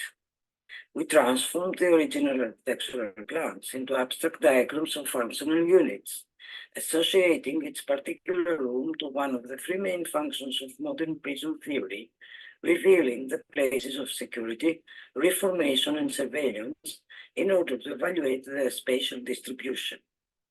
Outlining also the built from the unbuilt spaces, we see that the plots have an irregular geometry, an extremely large size, and a ratio of the built to unbuilt space of 3%, which is a rather sparse distribution. The absence of implemented physical boundaries gives the impression of a low security condition and of a random space and arrangement. However, we can observe the core of orthogonally arranged wings, which includes the administration offices and the dormitories. From this core, various working areas spread towards different directions, following the structure of the physical setting and forming working zones, highly increasing the proportion of reformation places over the security ones. These repeated structures form a coherent settlement, but the loose connections between them allow human mobility in alternative paths. Noting in addition the lack of surveillance towers, we wondered whether we have a special condition of freedom within the prison. We searched for the answer to this question in the text of the journalist Petros Pikros and the criminologist Ioannis Petronakos, who both visited these prisons. The main points are that the inmates had a satisfactory diet from the products of their labor, but the accommodations were of poor quality. It is noted down that the inmates spent the whole day willingly working outdoors, enjoying the sun, the air, and the relative freedom of movement. Each one of them had taken on responsibilities and had gained,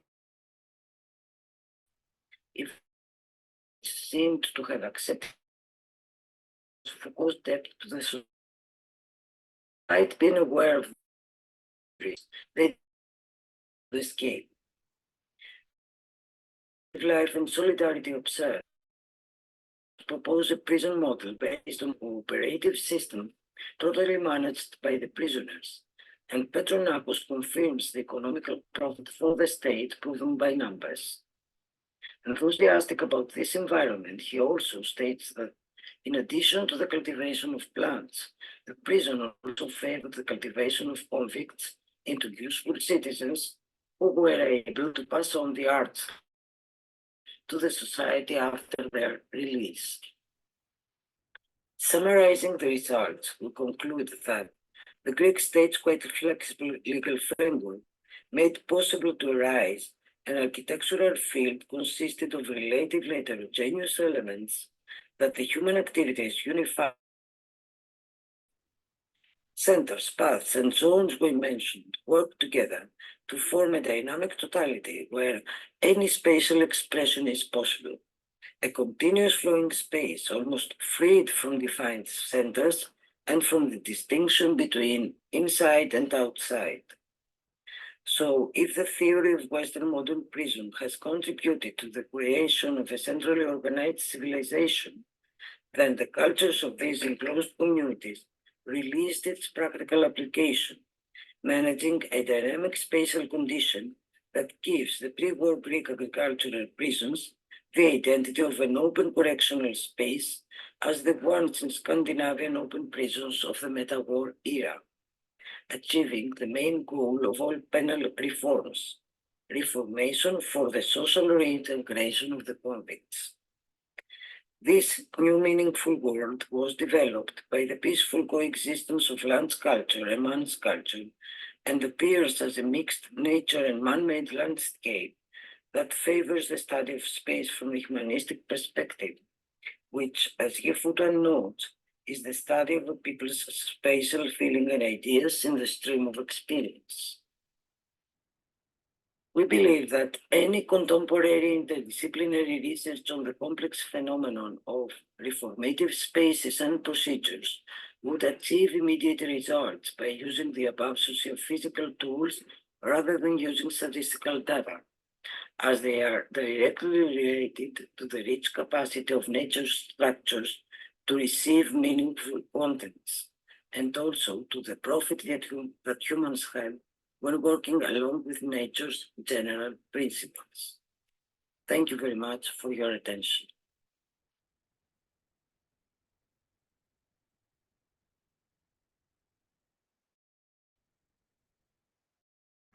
We're next.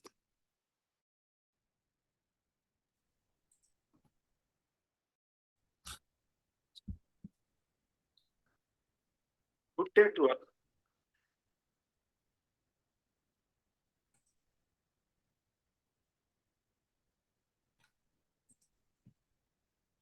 Of you. Next presentation is by Dr. Gautami Satyavarapu and Associate Professor Dr. Nibia Jivampati. Dr. Satyavarapu, I gave you a notion of his CV. Her co-author, Nibia Jivampati, holds a PhD in construction management and is presently working as Associate Professor of Architecture in the, which I guess it's in India. Myself, Dr. Dilgit Jiva, and Gautami Satyavarapu. We will be talking about the topic of South India, a case study on Madurai. So this is the table of contents, the subtopics which we are going to discuss in the research. First is introduction, literature, case study, data collection, analysis and results, and conclusions. Coming to the introduction, this research talks about a very important part of the history in India, where there are certain temples, certain cities, which is specific structures, and areas and towns, and which give. Now, it is called Madurai, which is very famous for Gopurams. So, in this context of the research, how the people perceive the city as, how do they identify a city? So, here the approach is such that a city can be identified in many patterns, due to many elements, due to many factors. So, here we have approached different types of peoples to understand how they perceive a city as it is. So now come to the next one. The research structures defines how we approach to reach out to the outcome of this research. The first thing is research question. Here we do the people's perspective.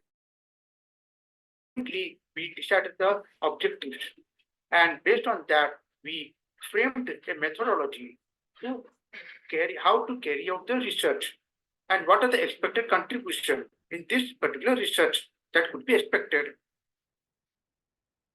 Now coming to the literature, here we studied about understanding culture, visibility about that how imageability in the sense, in a very simple term, can be understood that an individual, how he understands a city as, whether he understands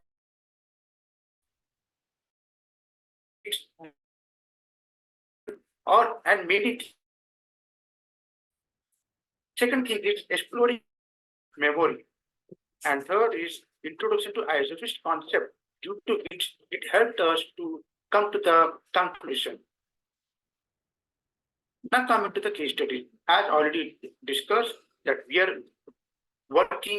worked on a particular city, Madurai, as a study area, and it is very famous for gopurams, and it is a very it carries a popularity due to its rich culture and tradition from ancestors. Now, data collection, we have categorized the data collection to 3 parts. First one is spatial data collection, second is visual data collection, and third is through survey. So through this data collection, we have done an analysis and found out some interesting results. Now, first thing is mapping, third is movement. I think will be discussed 3D ISO-based. This is the tool stand in such is most popular for Gopuram. Gopuram is an iconic in most of the South. Now, how the Gopurams and how the approach towards now these tools help that to identify that from wherever you stand and you put visualize the Gopurams. So here you see in the note it's map that wherever there is a red zones, it shows that it is 100% visible, and the green part shows that it's not visible. Now, mental mapping. Mental mapping is to understand the different groups of people, how and to understand their perception towards the city. And it has been categorized into 2: age group, gender group. So we collected 100 samples, and out of that we have whatever the respondents have. Accordingly, we have done the analysis. The first terms of analysis is purpose of the visit. So how many times the people visit the city, and due to what is the reason that they visit that particular city. Left hand side of the figure, you see that the frequency of the people to different categories, that is once or more in a week, monthly or bi-monthly, seasonal, yearly, less than 10 times, once. Other one, we have discussed what is the purpose to pilgrimage or visiting a friends or relatives, specific occasion, residence, shopping, and others. So there is a very positive response from the respondents that it indicates a 75% of response other cities pilgrimage or purpose pilgrimage or tourism. Now, and another purpose of the visit is what do they feel? How do they identify Madurai city as it is? So in the left hand side, you see the reason for visit.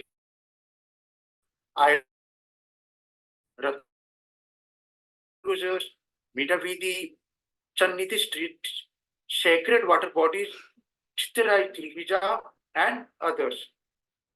So here we see that the first image that comes to mind when visiting Madurai is due to Gopuram. That comes to mind on the people. Why Madurai is famous? It's because of its architecture, which is the most significant characteristic of the city. Now, by using the Likert chart, Likert scale, we have that or indicate the of the particular. This is done on the basis of the ratings. So we see that the temple and gopurams are termed as the most important factor of recognition of Madurai city. And second thing, most significance of the cities. And now coming to the next factor of recognition is through the sensory factors. Like, for example, someone is visiting a city, there are lots of factors that gives a kind of image mind based on the smells, vision, noise, and based on the devotional songs, surroundings, etc. And based on the facades and based on the colorful streets and decoration, etc. We found out 90% of respondents felt that vision of Gopuram is one of the significant factors in the temple city of Madurai. So this is what we see, that how different types of sensory effects gives an identity to the city. And finally, we conclude that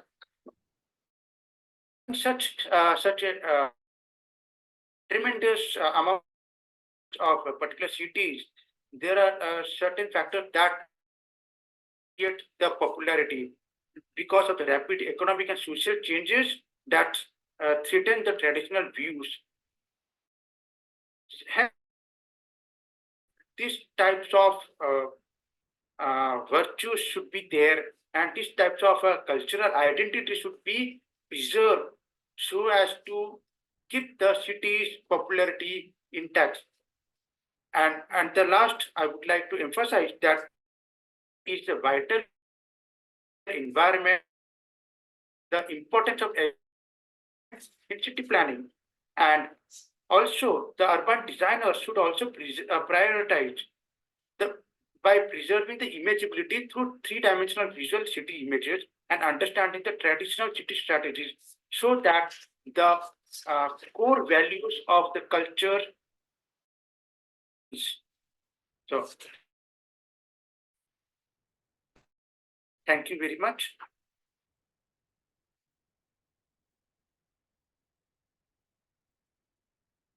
And we are moving to the next, which is and it isn't. Let me just.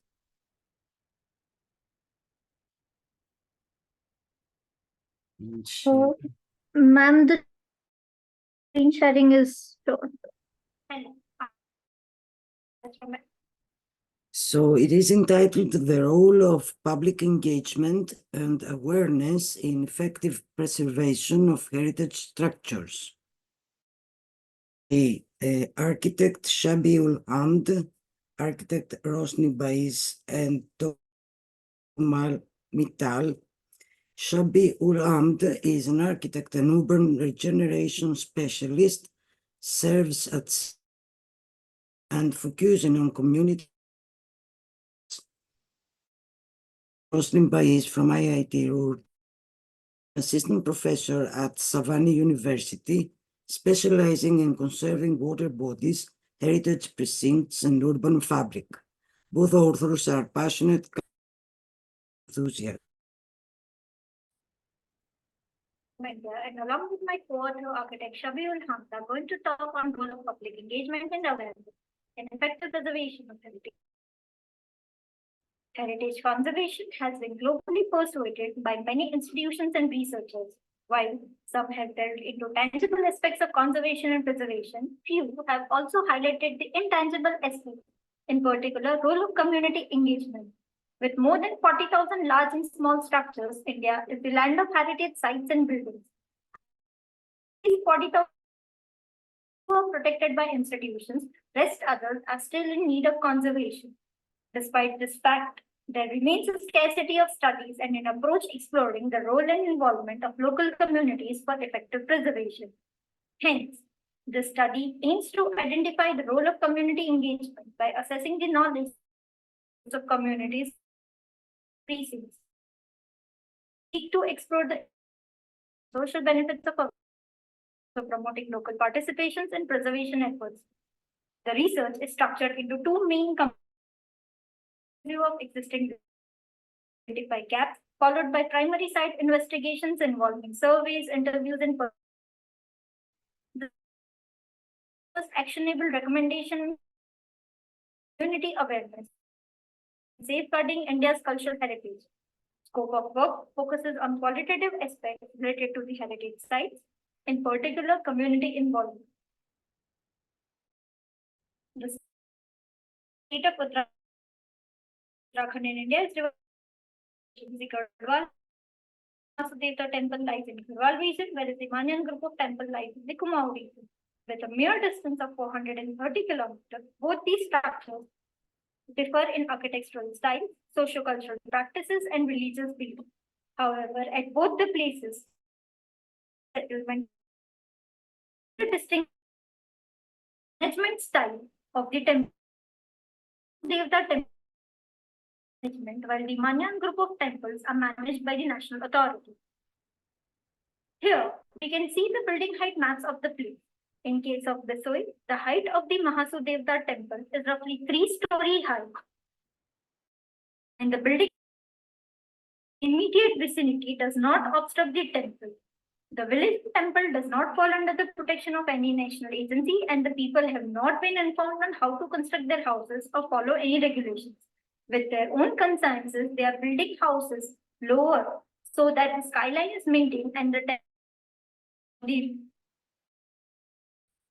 However, in the temple, even though they are under the protection of national, these lack awareness regarding rules regulations implemented along the heritage sites. Residents at Dwarahat are observed constructing their houses, tolerating the thus hindering the skyline of the historical temple. At both the villages, traditional patriarchal and caste system persists as mentioned in the ancient Indian text. Hierarchical planning is observed where the houses of the upper caste men circle the temple, and the houses of the lower caste families such as artisans, barbers, farmers are away from the temple precinct. At Mahasudevta temple, there are 6 different communities living in the village. Since it is a community-oriented temple, the duties of each of the temple is fixed as described in the ancient Indian text. The upper caste men are responsible for overseeing the temple affairs, whereas the lower caste men look after the labor work required for the temple. But at Manyan group of temples, since it is a protected monument, the idols have been veneration happens. Thus, all the members of the villages are involved in doing business only. The demographic analysis and awareness analysis. These sites, more than 7 that is left behind is in the below 15 years of age, years of age, 30% of the is women who act as the primary workforce of the. Also, the prime comes from the villages, the who contribute in temple search of better jobs, leaving behind only to take care of this pressure. However, in case of Mahasudevta temple, Since it is managed by the locals, active involvement of the village locals was observed. But in case of Dwarahat, since the group of temples has been converted, the locals currently have little. Also observed that there were no written text, documents, or authentic documentation of either of the temple authorities or the residents, but in about the temple beliefs and rituals that were passed down from generation to generation. As per the results, though no conservation interventions or awareness programs run by the state or central government to protect and conserve the temples, the community at Mahasud learning more about the conservation and preservation techniques. Developments could be implemented in the village for the monument. But in the case of Manyan group of communities, learning about the temple. This is due to the fact that the structure in Dwarahat is under the protection of national agencies and is subject to certain restrictions. The community believes that national agencies protecting their temples have deprived them of their moral right to contribute for the welfare of the temple and its environment. Is heritage awareness. As described by Hafsa Fazal Zaki and Akhtar H.K. Jung, awareness is crucial for perceiving bond between individual, society, and the environment. Lack of historical understanding risks identity loss. In both Bisoi and Dwarahat, despite different protection mechanisms, awareness and management levels are similar. This is because management heritage and its reason. While studying the available data, we can conclude that for better functioning of the community and the heritage, integrating community and government efforts is paramount. Few suggestions that can be implemented at micro to macro level for enhancing the sites. Regular exhibitions to increase community involvement. For sites having large number of heritage temples, a pilgrim circuit can be planned along with cultural programs. Existing pairs of the village can be connected to their respective heritage buildings, thereby extending its spiritual essence and culminating into alternative social. Educational programs in colleges. Skill Development Center can be implemented to train and educate locals about their heritage. At local or regional level, the local residents' opinions should be integrated in planning. Regular advertising should be done at public spaces to improve the official entities and academic members can collaborate to draw an ambitious plan or develop a national project aimed at raising cultural awareness. Increase supervision in and around the heritage structures to control and minimize vandalism. Guidebooks can be provided that explain rules and instructions to be followed and a minimum penalty of set of regulations. At national levels, integration of remote heritage structures with the national schemes and programs such as Adopt a Heritage Site, Prasad Swadesh Darshan. Promotion of remote heritage villages via television advertisements, slogans involving celebrated personalities at domestic or international.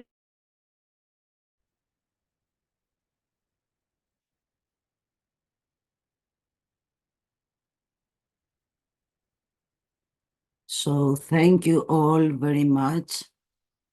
We are, as I can see, schedule and start now our question and answers part. Let me open my video. I'd like to thank all the presenters for their important works. And do you have any questions? How could we go on now? I have some comments, but I leave it for the end.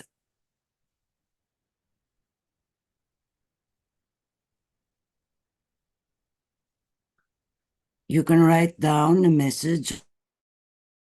Turn on the microphone. All can hear you. May I raise my hand? Of course, you can. Thank you. Could the author express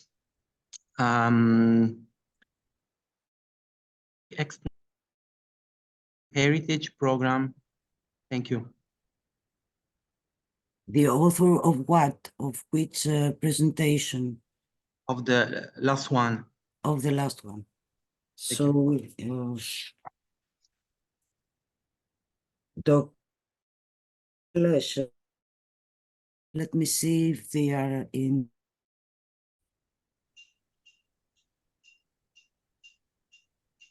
The truth is, I cannot see them in.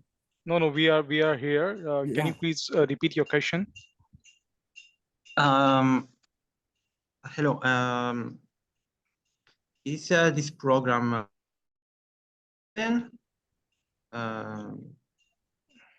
what is this name? Heritage Remote Sensing.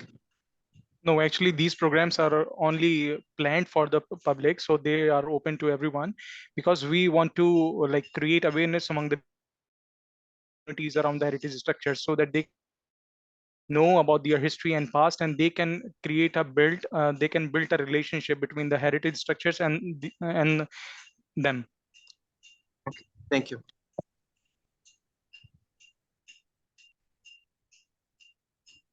Any from the audience?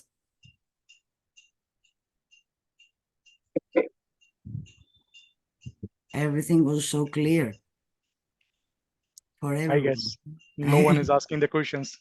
Yes. So I would like, but I don't. They're present. Okay. So I have some comments, and the first one is for Dr. Esra Girgin about her nice presentation of Ankara Castle and its surroundings, the important thing that she offered to our community today. At first, I would like to say that, in my opinion, to studying a castle in the middle of a city, in the center of a city, is one of the most difficult tasks for an architect, because there are clear implemented that some in the castle and some out the castle. And so that is exactly how do you think that you could handle this very sensitive place of the boundaries of the walls of the castle? Would you like, let's say, to blur them in order to have free penetration from one side to the other?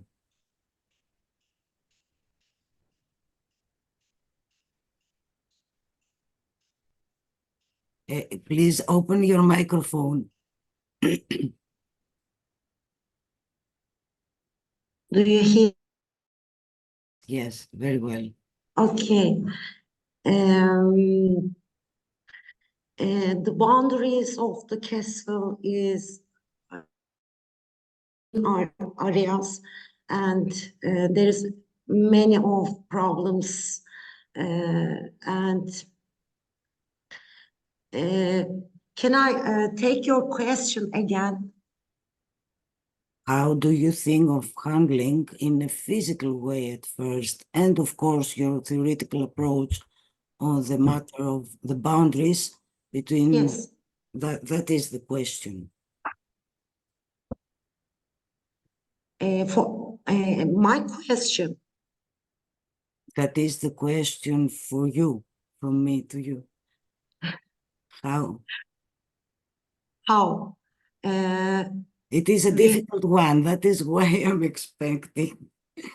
Okay, we have to make local job opportunities first of, and make measures in the environmental safety conditions, and maybe trainings, workshops.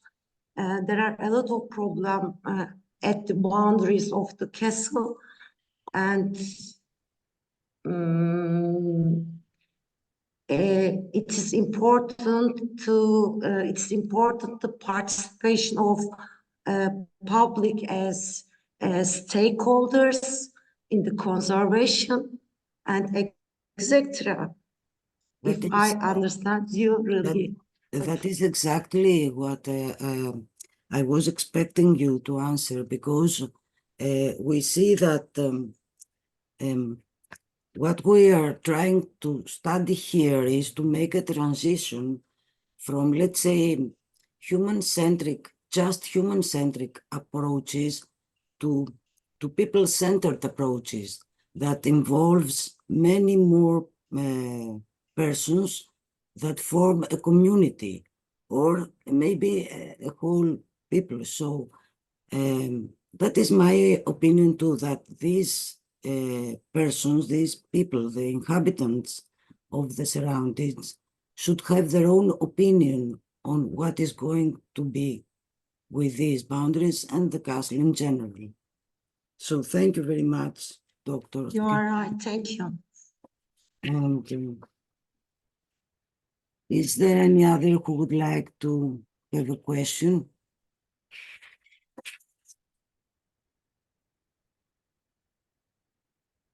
So the next comment is on the phenomenological approach on the Bahrain National Museum, which what was the story? It is not a question. It is rather a comment that I was impressed that you did not use any plans or such other things to describe the space and the place, and you did it perfectly by the speech and the pictures that you showed to us, which seems that you have studied very well. How would you, what kind of picture will you show so that we could understand the whole structure there? So that's only a comment. And my last is on Satyarabu paper presentation, which is clear that it takes the Kevin Lynch's imageabilities, and so you start from there and you combine with collective memory and the concept. And in my opinion, this is something, as far as we have seen it very, very well in architectural design, this procedure. But in my opinion, it is a rare procedure in the conservation procedure. So it is a well structured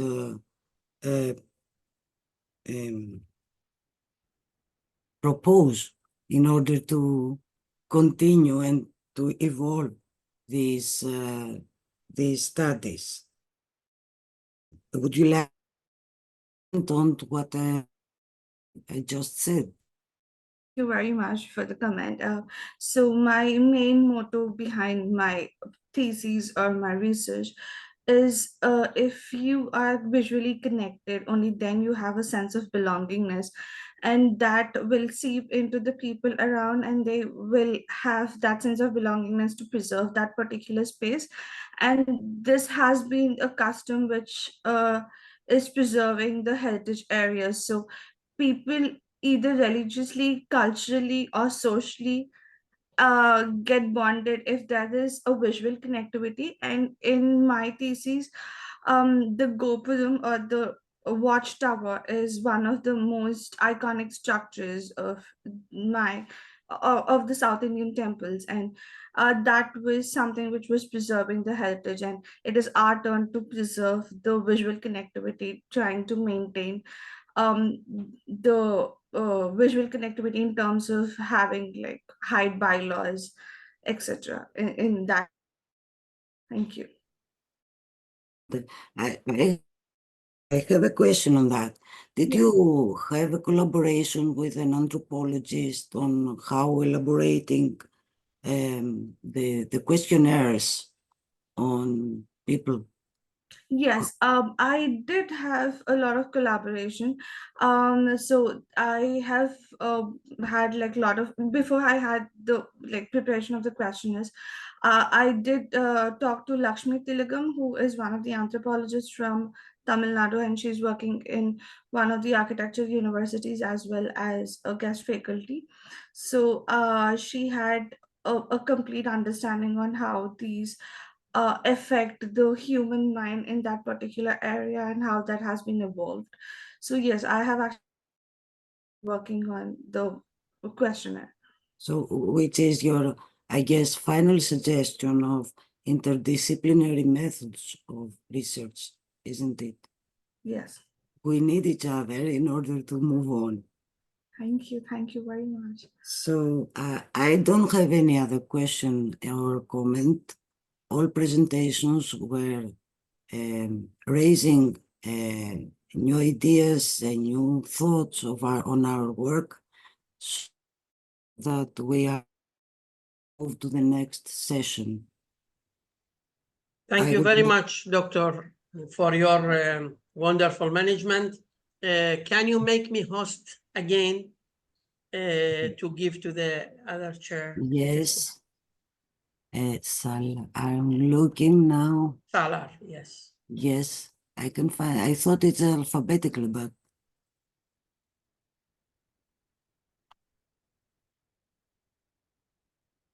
here. Make host. Yes.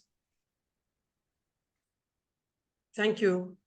Thank you very much for your support. Thank you very much. Thank you. Thank you for everything. Bye-bye. Bye-bye.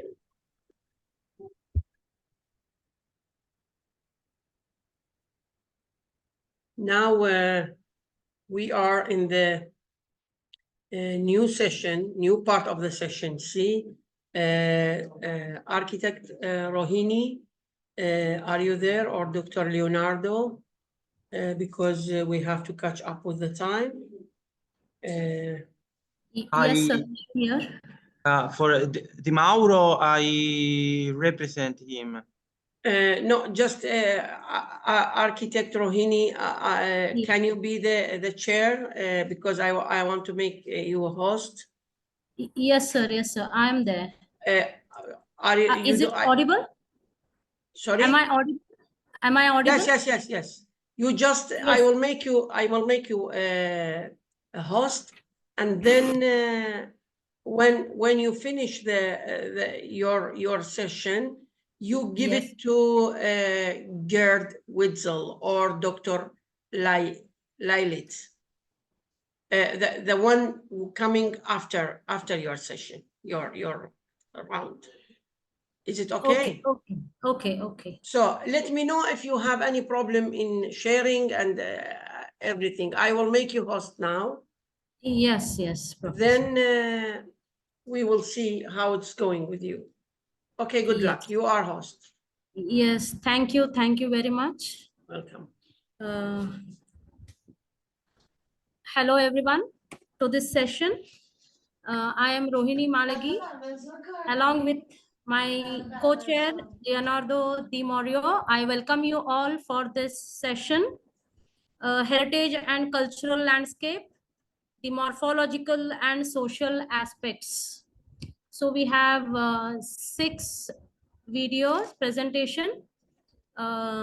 First, we will go through the videos. After the videos, in round table, we will address the questions. So if you have any questions, please be free to ask them in the chat box. You can message in the chat box, or you can ask directly after the video presentation. So I will start with the first video presentation.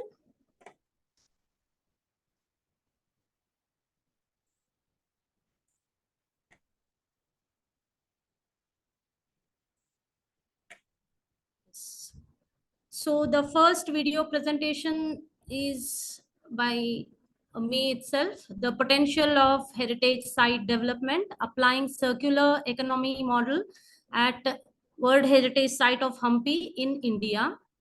I have collaborated with my colleagues. Go through the presentation first.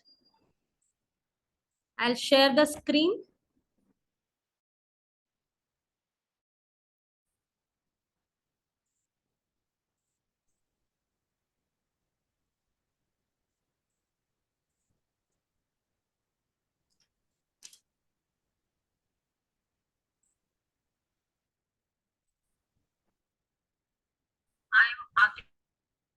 Faculty at the School of Architecture, KD Technological University, Hubli, India. In this paper, I collaborate with architect Deepa Mane, Faculty School of Architecture, KD Technological University, and Dr. Architect Anita Emiavar, Research Advisor, Dharwad, India. I will present on the topic Potential of Heritage Site Development Applying Circular Economy Model at Hampi. Hampi has been honored to be a UNESCO World Heritage Site due to its vast geographical scale, architectural marvels, and rich cultural heritage. The medieval capital of the Vijayanagar Kingdom was once a hub of economic prosperity with its opulence and splendor often compared to that of Rome. The remnants of this grandeur can still be witnessed today in the charming bazaars of the ruins. Despite the ravages of time, Hampi has managed to preserve its living cultural heritage amid development pressure.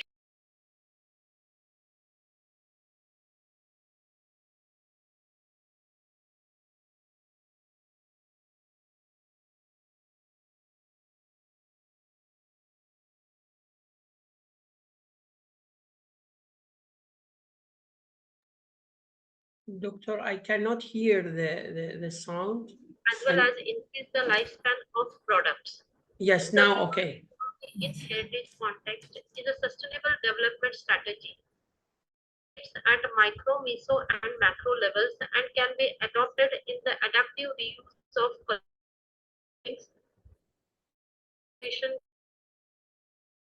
transit economy is not mere particular activity, requires changes in various domains, which involves adopting practices and recycling and using resources. Hampi's designated World Heritage Site is 236 square kilometers, comprising 29 revenue. Integrated management plan of Hampi consists of a core zone of 41 square kilometers with 8 villages, a buffer zone of 19 square kilometers, peripheral zone of 175. Tungabhadra River divides the site with 172 square kilometers of the area towards the south and 64 square kilometers towards the north. Hampi has multi-layered dimensions consisting of natural landscape, mythology, architectural heritage, and living community. 33% of the site area is agricultural, 20% is hills, 20% is reserved forest, 2% of the area is developed, 3% plantation,